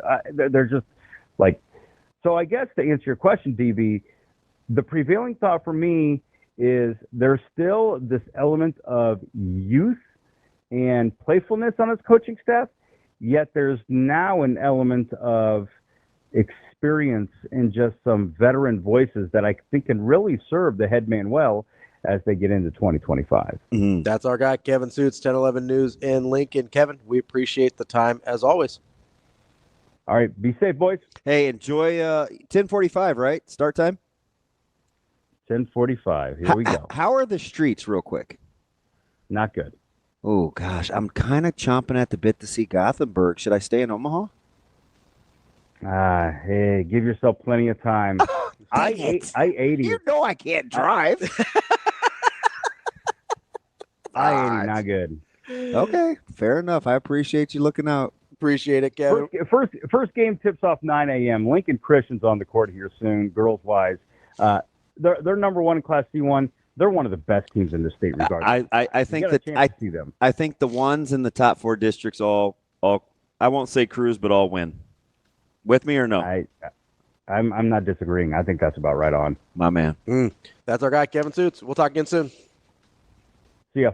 More Hurrdat Sports Live coming up next. We're back here on Hurrdat Sports Live, wrapping up hour number 2. That's DB. I'm Ravi. Lulla here at Hurrdat Sports Bar and Grill, and brought to you by our friends over at Centris Federal Credit Union. Make sure you go check them out. CentrisFCU.org is the place to see all the products and services they have to offer. Everything from checking and savings. They've got mortgages, whether it's your first home or your dream home. You can refinance, look at home equity options as well. Make sure you talk to an expert, CentrisFCU.org, to find out your options today. Federally insured by NCUA. Yeah, I want to go to something real quick. I want to talk about lifelong learning, leadership, whether you're a servant leader, whatever. Right? Because clearly, some of these guys that are changing jobs and want to come to work for Coach Rhule, he has some characteristics that they gravitate towards. I got to give my guy some credit, and it's not just because he's my guy or anything like that. I just he's a guy that I respect a ton because I think he's been in some tough situations. He's a high-level trainer, high-level thinker. He's a great dad. Coach Lloyd said something here I want to get to. He said, Rhule has done a better job this round with selection of coaches. Veteran OC should make a real impact. Building real team chemistry this year will make the Huskers dangerous if it all comes together. Now, I want to keep in mind, there's 3 things in here that I love. Number 1, I always love when somebody can pull their own emotions out of a situation to assess a situation. Right? It would be easy with somebody that's had a son that was that talented, that it didn't go kind of the way that you envisioned, that everybody hoped. Yeah. That can come back and assess something objectively. So that, number 1, I love. Number 2, I think he's right. There was a learning mechanism that had to happen from having difficult conversations. Number 3, I think he's right with leadership and teaching. Because if the culture, I told you, if the culture is set and you get the right staff, then he becomes dangerous. But I got to give Coach Lloyd some credit. And because I know this firsthand, because it was a West Side thing, it's a Jalen Lloyd thing, he's a really good player thing. There were really hard conversations. And then sometimes Coach Rhule or the staff would come back and ask my opinion. And I got to give Coach Lloyd some credit. His willingness as a parent to advocate for his child and have real hard sit-downs with real hard conversations worked. It absolutely worked. And it was almost, you could look at it like it was almost at his kiddo's expense. In what sense? He's not in Nebraska. No, I know, but you have to have the conversations. How did the conversations work? So that's between them. Okay. What I'm going to tell you is hard truths, because I always say this in conflict resolution. I say this in my house. I say this with you. I say this with players. I say this with my staff. I say this when people are in the chat or phone calls that I don't love, where I'm like, okay, is there anything that they're saying that there's truth to it? Yeah, eat the meat, spit out the bones. Eat the meat, spit out the bones, right? That's me 101, because I always want to try to get better. So I think if you can eat the meat and spit out the bones, that's a real lifelong learner. And you don't get to have any sort of success or grow or mature if you're not willing to take some things and digest them, even if you don't want to hear them. So I think on both sides, with some of the conversations that Coach Lloyd and Coach Rhule had to have in order to get where they are, don't think, Coach, that stuff like that wasn't heard, because that was one of the more critical players, in my opinion. Sure. Outside of Borkature, that departed. When you talk about guys with not only upside but productivity, that were going to be desirable by other power schools. Yep. Had no problems finding kind of spots. Similar but different circumstances on how and why they left, it seemed like. Similar position group. Yeah, pass catchers. Yeah. And similar to Coach Rhule having to evaluate relationships within his staff with how it correlated, that has kind of spurred him on to better the staff this time around. You know what I mean? Yeah. I also appreciate, and I don't know Coach Lloyd like you do. I only just met him the once and appreciate him interacting with us here on the chat. But I do appreciate, because it'd be really easy for him to have a bad taste in his mouth about Lloyd? Yeah. About Nebraska, about Coach Rhule, about all of it, right? Like his son came in, like they trusted the coaching staff to kind of develop him and turn him into the player they thought he could be. Yeah. Obviously, it didn't work out the way anybody wanted, right? It'd be really easy to not feel great about Nebraska and the staff. Yep. But to come in here and be able to say, like, hey, I think he's done a really good job kind of reworking things, and seems like he's looking forward to what it's going to look like in Nebraska. That's a big deal for me. I like, that's hard. Not surprised though. I know the guy. I know him as a guy. Yeah, like that's hard to do, and that I really respect that. I guess that's all I'm trying to say is I really respect. And you look at how he's built the staff, which we'll get into coming up. Yeah. Which is why Snow and Holgerson are up here again today, because we didn't get to it yesterday.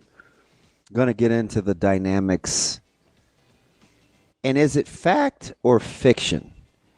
Do you get the sense after yesterday and all this that you've heard from Nebraska staff, are they a developmental program or no? Is it are they fixing holes through the portal or no? Because I think there's a very clear message they're sending. I think so too. I'm just not sure we're picking up what they're putting down. We'll get that next year on Hurrdat Sports Live. Welcome back, Hurrdat Sports Live, presented by Centris Federal Credit Union. That's DB. I'm Ravi, Lulla, and the $1 million question, DB: are they a developmental program? I keep saying this. This is totally deductive reasoning. That's why the D-line coach is here, apparently. Hey, man, I'm willing to listen.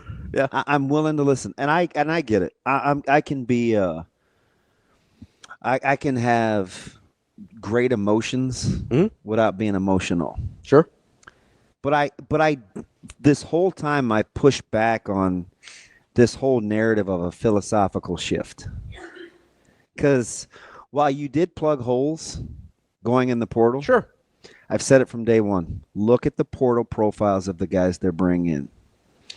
There's still a developmental component. There's still no finished products. They're still about bringing in competition. There's Two still finished products, but yeah. We landed on 2 yesterday. Spindler and Key as finished, ready-made. But you're right. The rest of the class? Right. Yeah. So I still think he's not willing to part with his philosophy of playing the long game. So let me ask you this, because let's do some deductive reasoning here, right? I am going to listen to you. So Nebraska, do you think Nebraska is consistently going to be able to recruit 4 or 5-star guys out of high school or 4 or 5-star guys out of the portal? Like the top end ready-made guys. Is Nebraska consistently going to be able to recruit those guys either way? What's the number? A guy or two? No, I mean like that's the majority of their team. No, because that's not who they no. Okay, so if the answer to that is no, what's the only option left? To develop. To be a developmental program, right? So like I don't know that it's that. I'm just trying to figure out where it came from. I think it's the difference between how Coach Rhule talked about the portal last year, the year before. I said yesterday, I think we think he's saying something different than he is. Right. I think it's mostly just the number of guys. It was a large portal class this year comparatively to last year's. Surprised to hear. I don't know if we have it. I got 16 this year. Yep. Hold that thought. Okay. Shane, did we cut up the individual clip of Coach Addison talking about the DB room? I'm looking now. You're looking live. You are looking live. There are 2 group chats. So let me say this while we search for it. He said, yeah, there are a lot of young guys in this room where I feel good about the foundation. Mm-hmm. Does that sound ready-made to you? No. Sound developmental? Yeah. I think we missed the mark. I do. And the more I listen to it, started with Coach Simpson a couple weeks ago, talking about the staff. I think we got enough veteran guys. I think we got young, hungry guys. I think we have a nice combination. I still think. What did we hear yesterday from 2 of the 3 coaches about hiring teachers? Yeah. It's one of the first things he said. And then he talked about playing young guys. Like they're giving you the answers to the test without us having to panic. Yeah. I mean, if Nebraska's going to be successful, and I think this is. Well, I just want to know like where we kind of developed this narrative over the last month and a half of them moving off of the vision.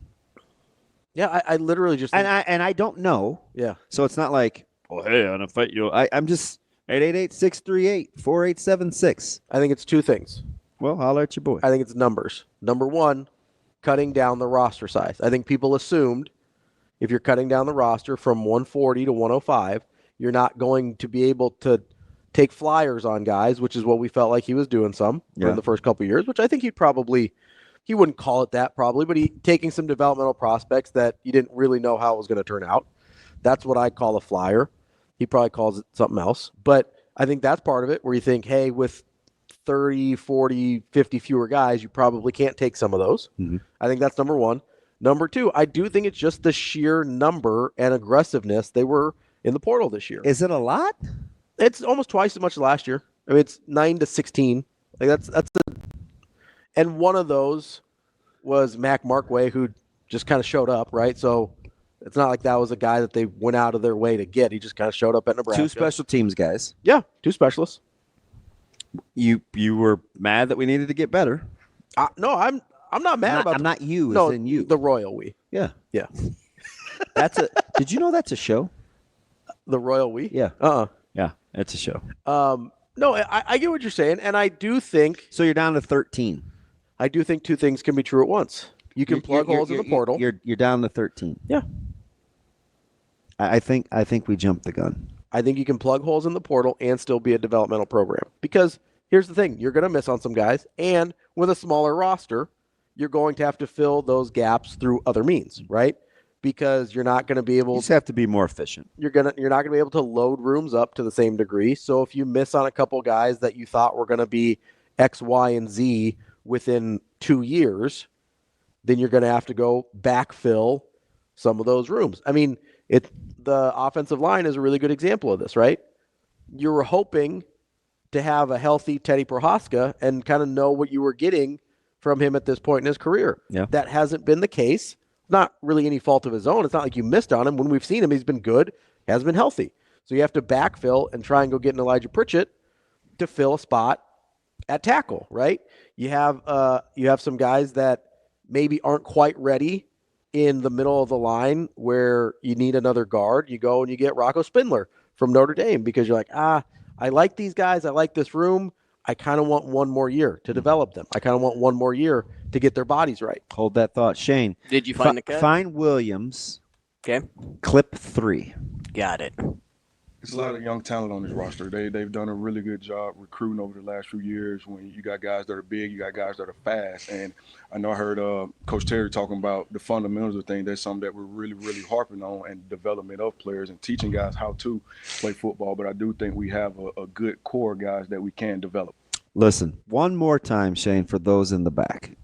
It's a lot of young talent on this roster. They've done a really good job recruiting over the last few years. When you got guys that are big, you got guys that are fast. And I know I heard Coach Terry talking about the fundamentals of things. That's something that we're really, really harping on, and development of players and teaching guys how to play football. But I do think we have a good core of guys that we can develop. Do you think they're moving? That's unsolicited. Mm-hmm.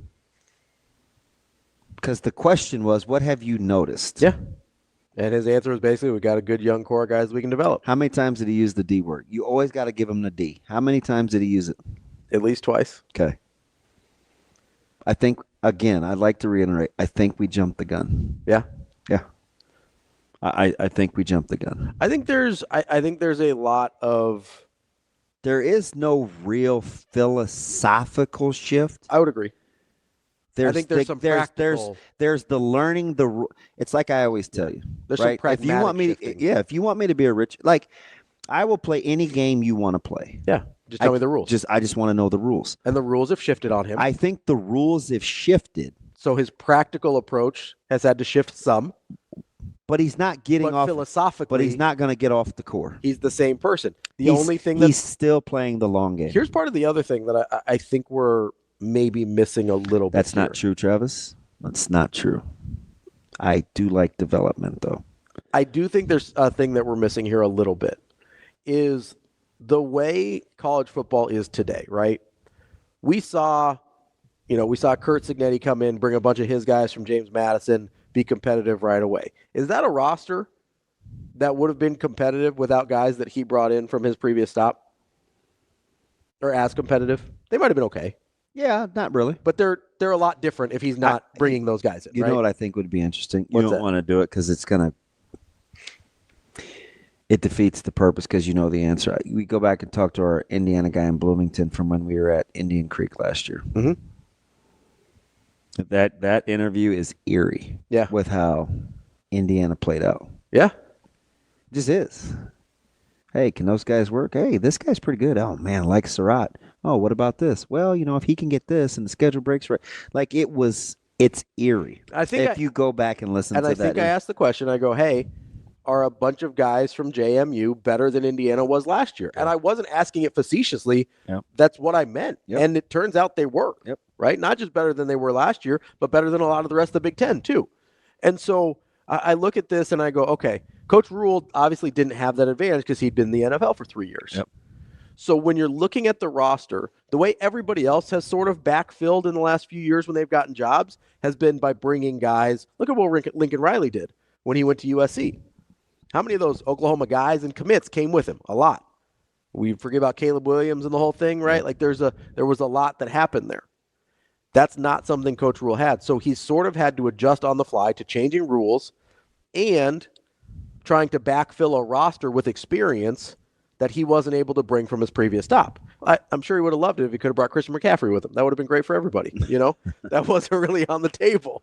So you go in and you have, okay, so what's the way to backfill a roster in a way when you're not allowed to, or when you don't have guys from a previous stop to bring with you, we're kind of seeing it now. One, he relied on the older guys that were on the roster already. But in year 3, there's a little gap between the guys that were on the roster already aging out and the guys that they've recruited in the first couple of years aging into the roles they need them to be. Shane, clip 8 from Coach TB talking about development at this level. Okay, let me get it here. Yeah, Coach TB, clip 8, development. Got it. Well, the biggest difference is this level I'm able to develop more. And I'm talking about a stance when I first got here. Get off the ball, hand placement. When you get a guy that's been in the league for 6 years, they already have those components in their play. So I think that's the bigger difference of development and really the relationship part, being a father figure to them. Sometimes in the NFL, and it happens too in college, but you have a guy for 6 weeks, 4 weeks, and they're gone in the free agency world. So that's really big. I think the biggest difference is true development, which I'm all about. Shane, the next two are going to come from Coach Eckler. Coach Eckler, clip 10. I saw exactly what we've done for 4 years at the last place I was at. And so if anybody wants to comment on what we did at the last place I was at, it's fairly ignorant because you're not in the weeds. You don't know who we're playing. You don't know all the different dynamics. So for somebody on the outside, that's why no offense, but I don't read anything y'all write because you're not in the weeds. And I don't mean it out of disrespect at all. But you don't know everything that's going on, And so for me to comment on what happened here would be ignorant. Shane, I wasn't here. Shane, clip 11. In this profession, I'm just going to build on this. In life in general, every single day as a human being, as a father, as a journalist, you're getting better or worse. We never stay the same, right? So if you're built to be the best, then you're always constantly looking to improve every single day you wake up. And so every day in my life, it's all about continuous improvement. Shane, and follow that up. Lastly, clip 3 from Coach Eckler. Think about his path. Think about started off coaching D-line. Then he went linebackers, special teams coordinator. Then he makes a logical progression. He's a defensive coordinator. Another logical progression, he's a quarterbacks coach. Then he's offensive line coach for the Giants when they won the Super Bowl. Then who does that? Maybe I'm hearing what I want to hear, but when I hear him talk about, by he I mean Coach Eckler, playing young guys and the number of young guys that they played at Tennessee and the natural progression of how to turn and run as a wide receiver as it equates to blocking in space, or to be a young defensive player and to be on one of the special teams units and be ready for the big time, or the follow-up of the natural progression as he talks about somebody that's doesn't seem to be in the same scope of talk with Coach Rhule's ascent. All that screams to me is development. Yeah. The next logical progression to maximize the space. It seems like to me, and listen, I'm going to take some pushback. If you got it, 888-638-4876. Is there a different way for me to look at it, or am I just hearing what I want to hear? No, I don't think there is. I don't think we're disagreeing on this. I'm hearing mostly what you're hearing as well. The one thing that's stuck out to me there about young guys playing on special teams is, and maybe this isn't groundbreaking, I guess I've just never really thought of it before, is I generally think of young guys playing on special teams. I'm like, oh, it's a good way to get some young guys onto the field. But I don't really follow that any further with why that matters. And I think yesterday when I'm listening to Eckler, I sort of landed on, and you can tell me if this is right or not, or how you process it, but I sort of landed on, special teams isn't just good because you actually just get guys on the field and they run around or whatever. It's an opportunity in sort of a limited sample size for guys to execute and make plays so that when they have to go out and be on the field in larger sample sizes, it's not the first time they're experiencing that. And that's not really a connection I'd ever made before. Well, where did the young guys that played in the secondary in the bowl game first start? On special teams. Playing special teams. And I understood that progression just sort of, you start on special teams, it's a more limited role, and then you maybe get to play. But I never really thought of it as, hey, you get used to making plays and executing. Why do you think he didn't just acquiesce to the Marshall question about punt returners? Sure, because he wanted to make sure everybody had an opportunity. And I don't think he knows yet. And he didn't know. He doesn't know yet. He didn't know enough. Yeah. Right. So, the more I hear those things, the more I'm convinced. Because if you're not a developmental program, you just be like, we brought this guy in to be our punt returner. He's our punt returner, right? You don't go, hey, there's 6-7 guys knocking on my door want to return punts. We're going to see who can return punts. Like, that's the difference. If you're just a program that's going to go fill holes through the portal and you're not going to develop anybody, then you're going to go out and you're going to be, hey, that guy's my punt returner. We're going to go get him. This guy's my left guard. I'm going to go get him. This guy's my right tackle. I'm going to go get him. You don't still play out the competitions. Listen, 2 good questions back to back that kind of fit. Yeah.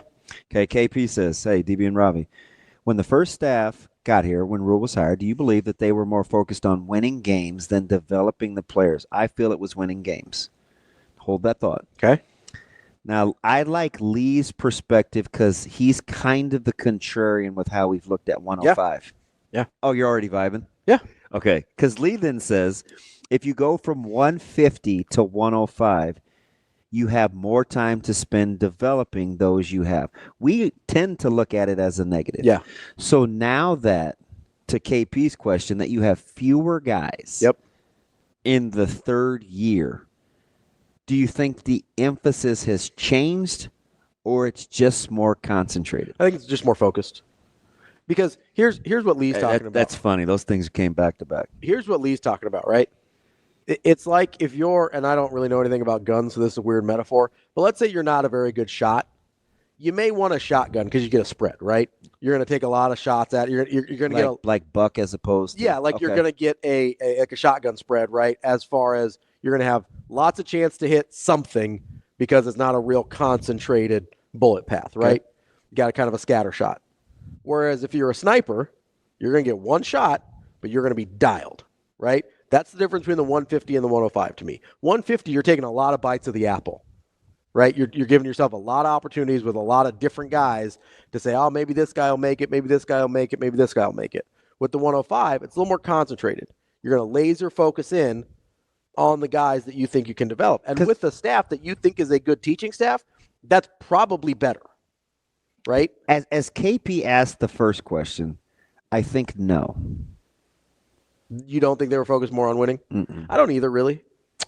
I don't know if he put the right staff together first. Yeah, so that's the thing. Like, he could have missed a little and still be trying to do the same thing. So I think if there was a mistake made, it was not guys necessarily cutting their teeth, but it was you had guys that hadn't had success on the field with guys that hadn't had proven success off the field. So it was kind of a weird blend. Strange balance. They both were learning on the fly. Yeah. Where now you've got a Holgerson, you've got a Phil Snow, you've got an Addison Williams who's been a defensive That's kind of what I think. You've got a John Butler who's been a high-level NFL coach. Because you know what? What's that? You got Mike Eckler who's been one of the best special teams coaches in the game? Yes or no? Okay. This for our listeners too. Could you see Dana Holgerson coaching Heinrich Harburg and Jeff Sims in year one? No. It doesn't seem like that would fit, right? No. So, and if Dana Holgerson I think timing matters. Sure. But to KP's question, well, some of it I think was kind of a victim of circumstance. How so? Because I think if you're not used to winning and you don't have proven guys, you have to focus on what you're good at. Sure. And maybe you're not afforded the luxury to fast forward to winning.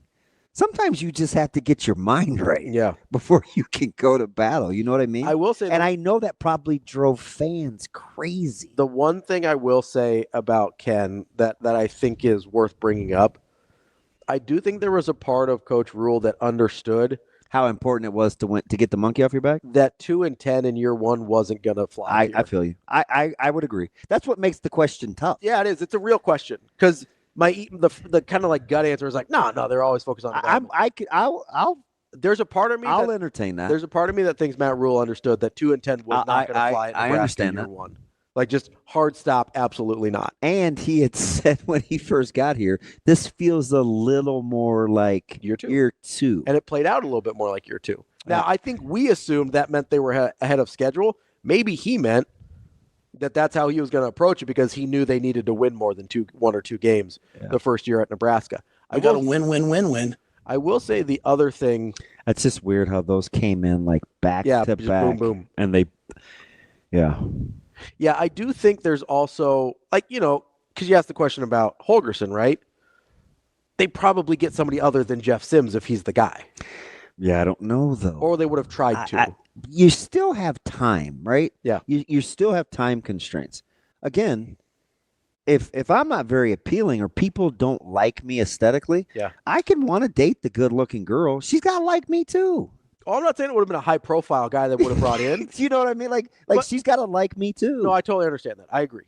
But if you're Dana Holgorsen, you're coming from the Mike Leach tree, right? That's sort of, and I get their different systems, but there's this extended history of taking pretty underwhelming quarterbacks, but they got what you were trying to do and putting that guy in a position. I'm not saying it would have gone any better. I don't know. But what I am saying is it like how could Coach Holgorsen not push Cam Ward's buttons? Like that's a thing. Sure, yeah. So the blank slate thing is kind of hard. It is hard. No, I agree. Because clearly with Cam wanting to redshirt after he had played, something was amiss. I'm just saying if you're bringing in going back to Cam at Houston. If you're bringing in year one Dana Holgorsen, like that's the guy you start with. I just assume they would have gone after somebody with a different skill set. Personally, I don't think it. And again, would it have gone any better? I have no idea. But what I do think is true now is you've got this you brought up the kind of the blend of types of coaches on the staff, right? I think it's paramount. Because I think Phil Snow, you look at that guy and you go, oh, that's a developmental guy, right? That's a guy that's been with Coach Rhule. He knows how this goes. I don't know that on first blush, would think of Dana Holgorsen as a developmental guy, but then look at all the guys that we think of with Dana Holgorsen and where they actually came in as recruits. Yeah. Like Steve Slayton and Pat White and Stedman Bailey and like those guys. Stedman Bailey. You like that? Wow. Tank Dell. These weren't guys that were highly recruited. Yeah. The only one that he got that was a dude. And Kobe right on cue. Yeah, Tank Dell. I don't get Stedman. I don't think Tavon Austin was still under him. Good pull. The only guy that was super highly recruited under Holgorsen, I think it was Holgorsen at this point, was Noel Devine. Yeah. That's the only one who fell in their laps because of what he had been through. Remember you? Yeah. Notre Dame was out and Florida State was out. Yeah, and he had the tie with Dion. He kind of fell in their laps, and for what he was as a recruit, was a little underwhelming. Yeah. If we're being honest, like he was good. Nah, he was legit. But for what he was as a recruit, he just happened to be Shane's size. Yes, he was very tiny. Okay. But you don't like my first blush isn't Dana Holgorsen's a developmental guy, but when you think about how he's won, it's been developmental. Yeah. He's never gone out and gotten the best guys. That's not really how he's operated. He's gotten guys that fit really well into what he does. That's the Dana Holgorsen model. It's fit and develop. I think yesterday was kind of the exclamation point. I had been intimating it. I had been saying it. I think we're off. I think we're saying something different than what he's saying. Yeah. Even though, and I was willing to say, now they did. Snow said it. Hey, we had to adjust. Coach Rhule said, hey, we had to adjust. But I don't think it meant getting off the plan. Yes, correct. I don't. I'm like, again, I think we jumped the shark. Right. You know the reason that we're not talking about the offseason as much in terms of being player specific? What's that? It's not because we don't care, and it's not because we don't know the players. Like if you're a fan and you want to know about Deshaun McCullough, Andrew Marshall, plenty of tape. You want to know about Pritchett? Plenty of tape. Rocco Spindler, plenty of tape. Key. That's not it. Yeah. That's not it. That's lazy, and it's selling the fan base short. Do you know what it really is? What?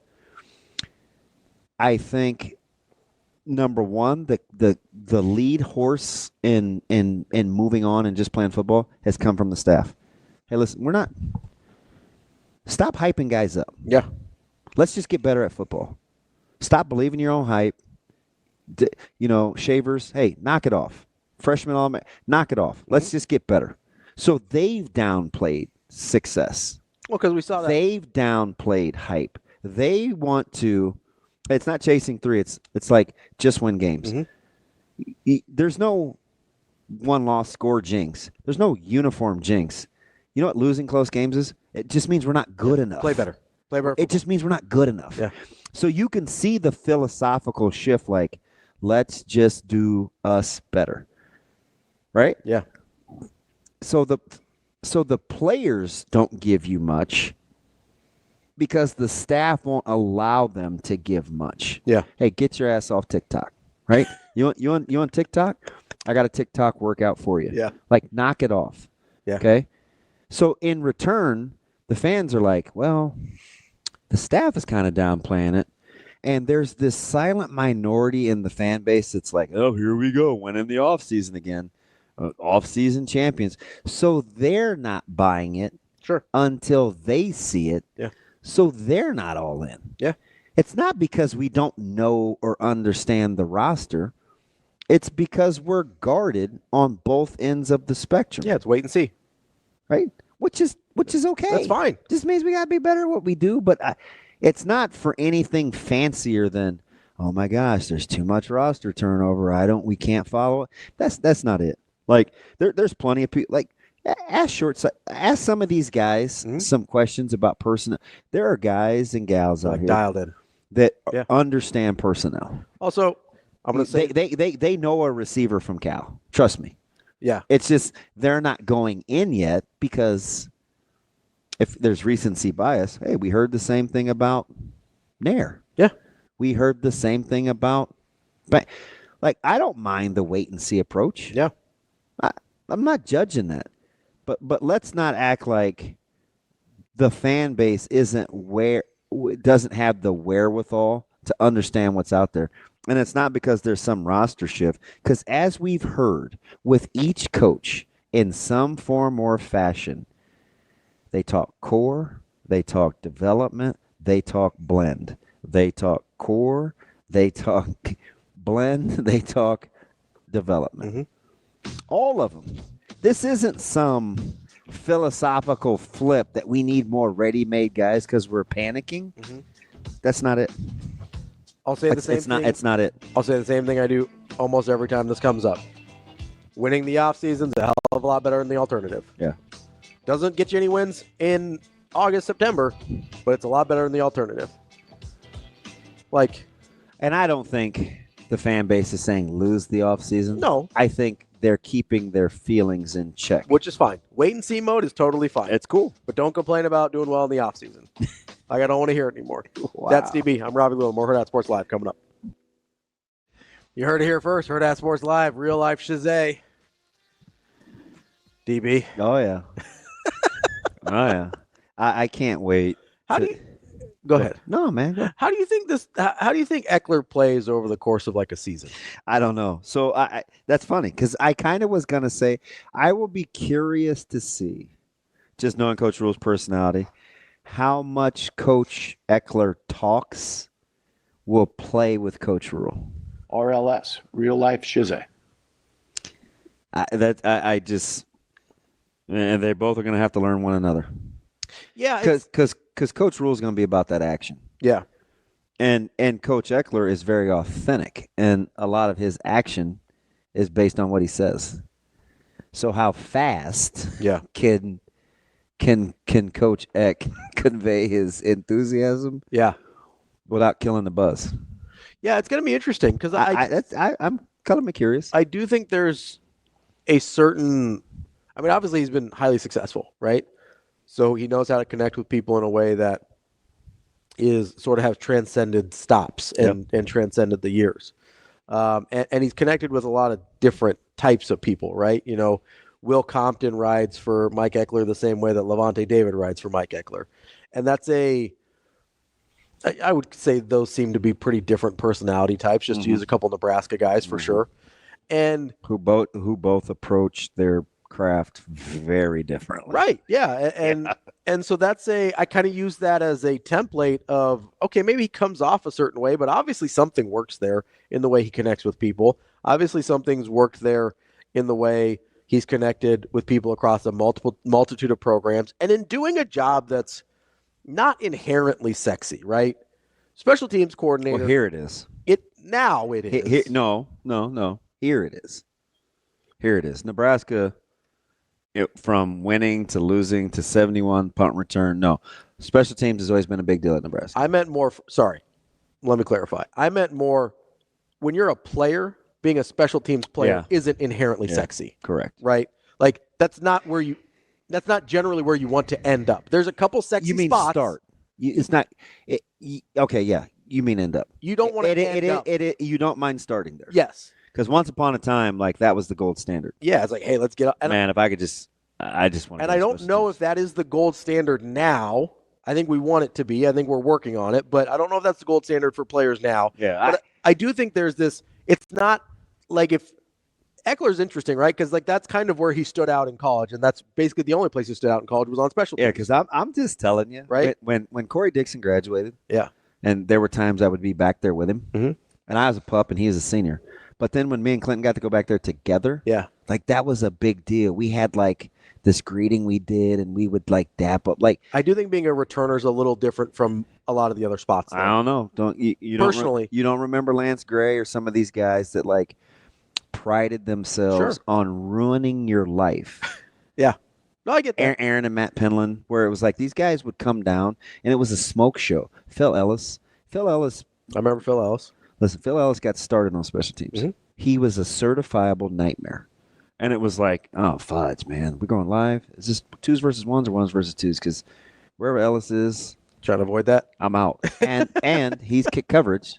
Yeah. I'm KOR. Yeah. So it's like, hey, who's got 41? Hey, wedge. Now, make sure you peel back. Help me out here. Peel back. Help me out here. Okay, that guy's going to be coming out. You know what I mean? So sure. I think it's a mindset more than. And I don't think it's a mindset Nebraska's had. But people like to hate on Foley, but I'm going to tell you, just having seen it, I do think the special teams was fairly intense. And I think they worked it a ton. That's fair. I do. Now, when you can't get the battery right. Yeah. There's nothing else going to look very good. It's just not. Yeah. It's just not. So I do think it's a challenge. Not making excuses. It's an explanation. And there's ownership that it wasn't good enough. So yeah, that's why Mike Eckler's here, right? Like there's a correct. Like it's only an excuse if Ed Foley was still here. 100%. Right? Like that's yeah. You know what I mean? You said it better. And so I do think I think it's a challenging job because you've got a lot of guys that want to end up doing something else than what they're doing right now. And that's always sort of a difficult place to be, where you're like, hey, I have to do this thing that I don't necessarily want to be doing. I have to do that at a super high level before I get to do the thing I want to do. Did you catch the note about guys banging down his door that they're the guy? To be the returners? Yeah. Yeah. It wasn't like that a year ago. Sure. No disrespect to Coach Brown or anybody else, but I'm just saying, like, yeah, it appears to be more wide open with a blank slate, so more guys feel like they've got being shot. Vocal and speak. Yeah. Yeah. You know, it's like I don't know. It's just it sort of seemed like they had their mind made up pretty early on who the guys were going to be as far as returners. I remember having a conversation in Columbus with Coach Brown, and he was talking about next year. And I understood what he was saying because you have some established guys, even though I didn't love the punt return game. And he says, oh, I mean, next year, from a level of trust. And I mean, man, you've done a good job. He's right there. And I'm like, next year? Yeah, why not this year? In my head. Yeah, no, but I can be. Well, and you've got this weird dual role, right? Yes. Former player. Yes. You're a coach. Who did the job. Your former player who did the job. Yep. Coach. Yep. Who coaches the job. Yep. You're an analyst for the team. Yep. And the dad of a guy who wants the job. Right? Like, that's a weird place for you to be. But, I mean, you know how many times I thought last year, I was like, I've seen Caleb do better than that. Because I have. You know, that's a guy that I look at, but I also understand, you know, high school to college, it's different. I get it. But I'm like, I don't even get to see it. Like, I don't even get to, because that's my big thing. And this is true basketball. You know, I've said it with Creighton all year, which we, you know, they mollywhopped Seton Hall yesterday, whatever, it's fine. Like, I don't know, Kobe. I don't know. What's the question? I get it. That's what everybody says.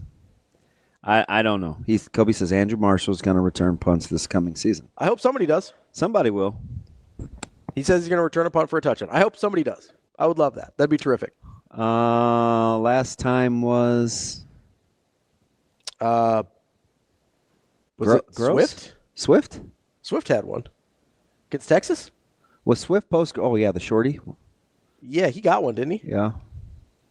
I should probably know that. Is that Swift or is that Riley? Did Brandon Riley get one? Oh, God. Why you bring up one of my faves? Both of them are, actually. I think there was fan. somebody who got one that I think it was against Texas when they were. It was under Mike Riley. I'm almost positive. Swift would have been too early. Was it Spielman? No, I remember a white guy. Well, Swift was Lubbock though. That's a long time ago. Yeah, so it's not Swift. I was thinking Riley. I think it's Brandon Riley. Are we going back to TT? Maybe. Why don't I know that? QB one says Swift had one against Tech. I don't know if that's no, it wouldn't have been that wouldn't have been Swift. That'd have been Riley. Yep. There was one in the late Pelini, early Mike Riley era that I'm not placing correctly right now. But Yep, Kobe's got it. I thought it was Spielman had one in 16. Yeah. I think JD might have been last. That might be true. He had 77 against Bethel. I was gonna say HBCU. Yeah, I couldn't remember, but which one? Yeah, But no, I think it's an interesting spot to be. How do these guys are they just Are they just like Googling? I don't know. Some of them probably have it in the Rolodex. I mean, because I'm good with recall, but they're like getting the number. 49 yards, 77 yards, 16 and a half. Yeah. It's pretty impressive. If you don't know, just ask. I don't know. Maybe I am thinking all the way. I don't know. Anyway, I don't remember Riley, though. But I do remember. Maybe I'm thinking Swift. I don't remember. I might be confused. It's black guys you think all look alike. Well, when it's receivers, it's like. And I do believe they both wore 87. 87. Yeah. So give me a little credit there. Man, I almost said Hasselbrook. Maybe that's where the 87 I almost said Trey Hasselbrook, but he was 89. Yeah. No, so it's obviously. Do you remember Trey Hasselbrook? Not really. Yeah, he's fast. When was he? Old. Troy had to be early 2000s. Yeah, not really. That's not ringing a bell. Maybe late 90s, early 2000s. So Solich? He had to be between 99 and 04, maybe. So like Solich era? You're testing me. Don't put me on the spot. All right. My name is not DB Cam Newton. Kobe says I Googled yards and opponent. He remembered Spielman. That's fair. God, I have got to meet this Kobe guy. You got to head out to Western Nebraska. This dude. West of Kearney. Every day it's something different. What?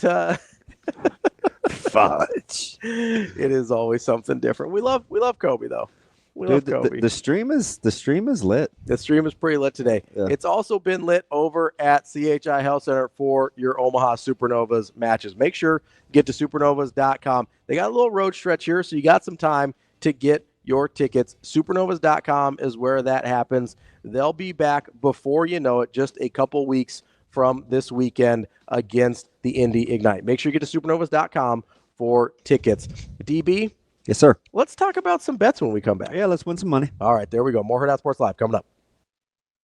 As we're wrapping up here today, I got to remind you to go see my friends over at Midlands Family Urgent Care. If you're trying to lose a little bit of weight, they can help you out with FDA-approved options to help you lose weight safely and effectively. They've helped me lose over 30 pounds over these last handful of months, and they can help you as well. Give them a call, 402-810-9494, to set up a visit with them today. You'll meet with a real live medical professional, not just chatting with somebody on the internet that you can't see their face, you don't know who they are, and they can help you through the process. It is safe and effective, and they can help you out. It's 402-810-9494. DB. Yes, sir. I think we landed. Yeah.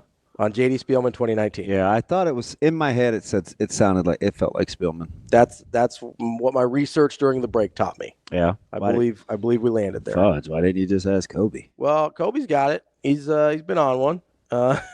He's you know who needs a little help though. Apparently, Who's that? It's our guy QB Ace. Oh, that's my dude. He says he's been getting beat lately on his bets. Yeah, he's had some horrible beats. Some bad beats.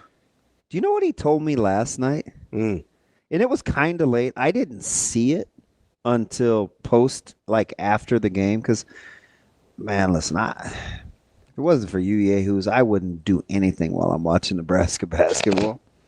To be fair, you invited this. You started I this. did. I did. Started it. So, but it didn't really jump off. Like, we were fine. Mm-hmm. And then I jumped in. I added Jacob. Mm-hmm. And Jacob was like, oh, hi. Yeah. And then it's like, now we just hit all sorts again. A little more wide ranging. Yeah. So he's like, hey, I'm going to play Nebraska, and I'm going to play them on the money line. Who did? Ace? Ace. Ooh, okay. So he was struggling last night. He was not feeling good. How spot on was he, though? No, he was right, but I mean, he wasn't right. But so that's what I mean when I say that's a rough one to lose. Yeah. Well, when I said off air, you like Nebraska, and I'm like, anytime I think they can win, I'll take the 6.5. Sure. Yeah. Right. But that was very unfortunate, and that would have been. So what would 6.5? Don't look. Yeah. But you can look now. I haven't looked yet. What if you're getting 6.5? What would the plus money have been? 220, 230. Come on, math, you dick. I was gonna say stop. Man. I was gonna say 210, but I might be off. What'd they do? What? Dude just called me a Richard. It was plus 230. You're right. Plus 230. Okay. Oh, he said it too. I mean, that's good plus money. God, he's like hoping for a free throw, then take your chances. Yeah. Because Ohio State would have had to have a prayer at the buzzer. Yeah. Yeah. With the Bryce Williams free throw. And you got a 90% free throw shooter at the line. You probably feel all right. But Nebraska caught a break too at 99 when Ohio State missed the same second thing. one. Yeah. But that was after. Yeah. So that doesn't count. I read that. I was like, that's gutsy. It is, yeah. But that's good capping, though. Well, and, circumstantially, like Nebraska, I know you don't think so. I think Nebraska really needed that one. It's not what I said, numbnuts. What did you say? It was Minnesota. I think they needed them both. I don't care what Lenardi says. I think they're out. That's fine. I think they're out. But let's be honest here. If they lost to Minnesota and beat Ohio State, they're in. I still thought they were out. I thought the loss to Minnesota was they're out. Well, opinions like your boondahole. Well, I guess we'll never know because they didn't beat Ohio State. Freaking stinks. No, I wash it. It's fine. Scrub. Over time. Try and get a little. How about the dude telling me to get finger? Like the dude telling me to get a bidet the other day when I hurt my fingers. They're better now, though. That's good. I still can't use the fingerprint thing on my phone. Well, yeah, that grill mark's going to last a minute. No, I'm going to file it down. That's not going to help you get your fingerprint back. Yeah, it will. I'm telling you, because it's puffy. So I'm gonna, and there's no fluid. So I'm gonna file it down. So it's same as I would do when I got, I used to get blisters. Yeah. And it's like sandpaper. I get them smooth again, because I have to type in my code every stupid time on my phone. It drives me crazy. You know what you could do? What? You just get an iPhone and then you have Face ID. And I mean, I might. I don't know if you can stop ruining everybody's group texts. I don't know if I want the tutorial. I think you're probably. I don't appreciate you just shaming me into decision making. I'm not gonna be peer pressured. I feel like you're just sick of having 8 different text threads for the same groups. It is annoying. And it's the same groups. Yeah. I'm like, why do I have 3 group texts of the same 3 people? Yeah. Because they're coming through via different means. Yeah, save it. I'm just saying. Something I didn't want to say. I'm just saying. Being hostile today. Yeah, you got any games you like? I got a couple. What are we doing today? I'm gonna go to the Big East. Big East, okay. I have 2. What do we got? I think the Butler will do it. They're catching 3 in the. Ooh, that would be a bad loss for Xavier. From the hottest team in the Big East, everybody's afraid of Xavier. That's a bad loss for Xavier. I like Butler. I like Butler. I think technically would only be a quad 2 loss. Yeah. Because what's quad 2 go up to on the road? 90? 90. Yeah, so it'd be quad 2. So it's not going to look that terrible, but it's not great. Butler's not good. I don't know if you know this. Pretty bad. Well, it's pretty bad at basketball. So it opened at 1 in the and it's up to 3 in the I think Vegas had it right. They had it right at 1.5. So what I need you to do is do your thing. I'm going to Kenneth. Check with Kenneth Pomeroy and see what he says. I need you to check with old Kenneth Pomeroy. Yeah, we're always checking on Ken Pom. He's got it at 1, so you're right. They had it right the first time. Yep. So I like Butler and I like Cincinnati. And the public fluffed the money. I think Tang orange juice has a bitter taste tonight. That almost elicited a response. Says day and night. Jerome? Yeah. Cincy is 8.5. I like Cincy. You like Cincy minus the 8.5? Yeah, I think they lay the wood. Really? You just not feeling the Wildcats? Nope. Ken Palm's got it at 7, so you're going against. Oh, dang it, Kenneth! You're going against Kenneth now. Oh, Pomeranians. Nobody likes those little small frou-frou. They're little poofs, little stinky dogs. Just little. I mean, can I pet that dog? It's not like your dogs are huge. You got little baby dogs. They're not fluffy. but they're short hairs. Yeah, they're not fluffy. No, we don't do the. Yeah, we don't do the puffballs. Can I pet that dog? No more long hairs at our house after Roggy. That's it. Yeah, you're like, yeah. I don't mind it, but Natasha's like, there's the dog hair around the house going to drive me crazy. So I got to ask you something. Yeah. What would you make UConn and Marquette? I looked at this game every which way but Clint Eastwood. Where this morning? Where's it at? Where it's at UConn. At UConn. I'm gonna say UConn 2.5. It's 4. Okay, it's a little high for me. Seems like it. It's a little high. Seems a little. What's Kenneth make it? Seems a little juicy for my taste. Just don't go anywhere but loose with it. What? I'd love to give you a right turn, but you're so stinking little. Right, I would whatever, feel bad. I'd shatter something. Kenneth has it. Yes. That's 1 point. Yeah, I like Marquette. Yeah, if they're getting 4. And I get it. Marquette's been shaky, but I kind of like Marquette. Well, don't tell that to Danny Hurley. You're such a hater. Oh, so I've got some new heads coming, and I forgot to get Hurley. Oh no! You're such a. Oh no! I'm gonna draw a mustache. Oh, you can, bro, him. I'm gonna. Remember when he hit me with that? I was so mad. No. Oh no! Wow, Cam, are you calling me a baby? I'm gonna draw a mustache on Hurley when you bring him in. Oh, we need a Hurley. Nobody really needs a Hurley. It's a big one tonight. Yeah. You see the E60 they're coming out on Hurley? Yeah. He'll be interesting. It makes sense why he's such a dick now. Richard, sorry, why he's such a Richard now. It's just long-standing daddy issues. That makes sense. I get it. I told you there's a thing called it's wounds of the father. Yeah. It's a real thing with dudes. So, like, hey, I have a really good idea, though. What? Instead of swearing at children behind the bench, just go get some therapy. just an idea. Tough crowd. More Hurrdat Sports Live tomorrow.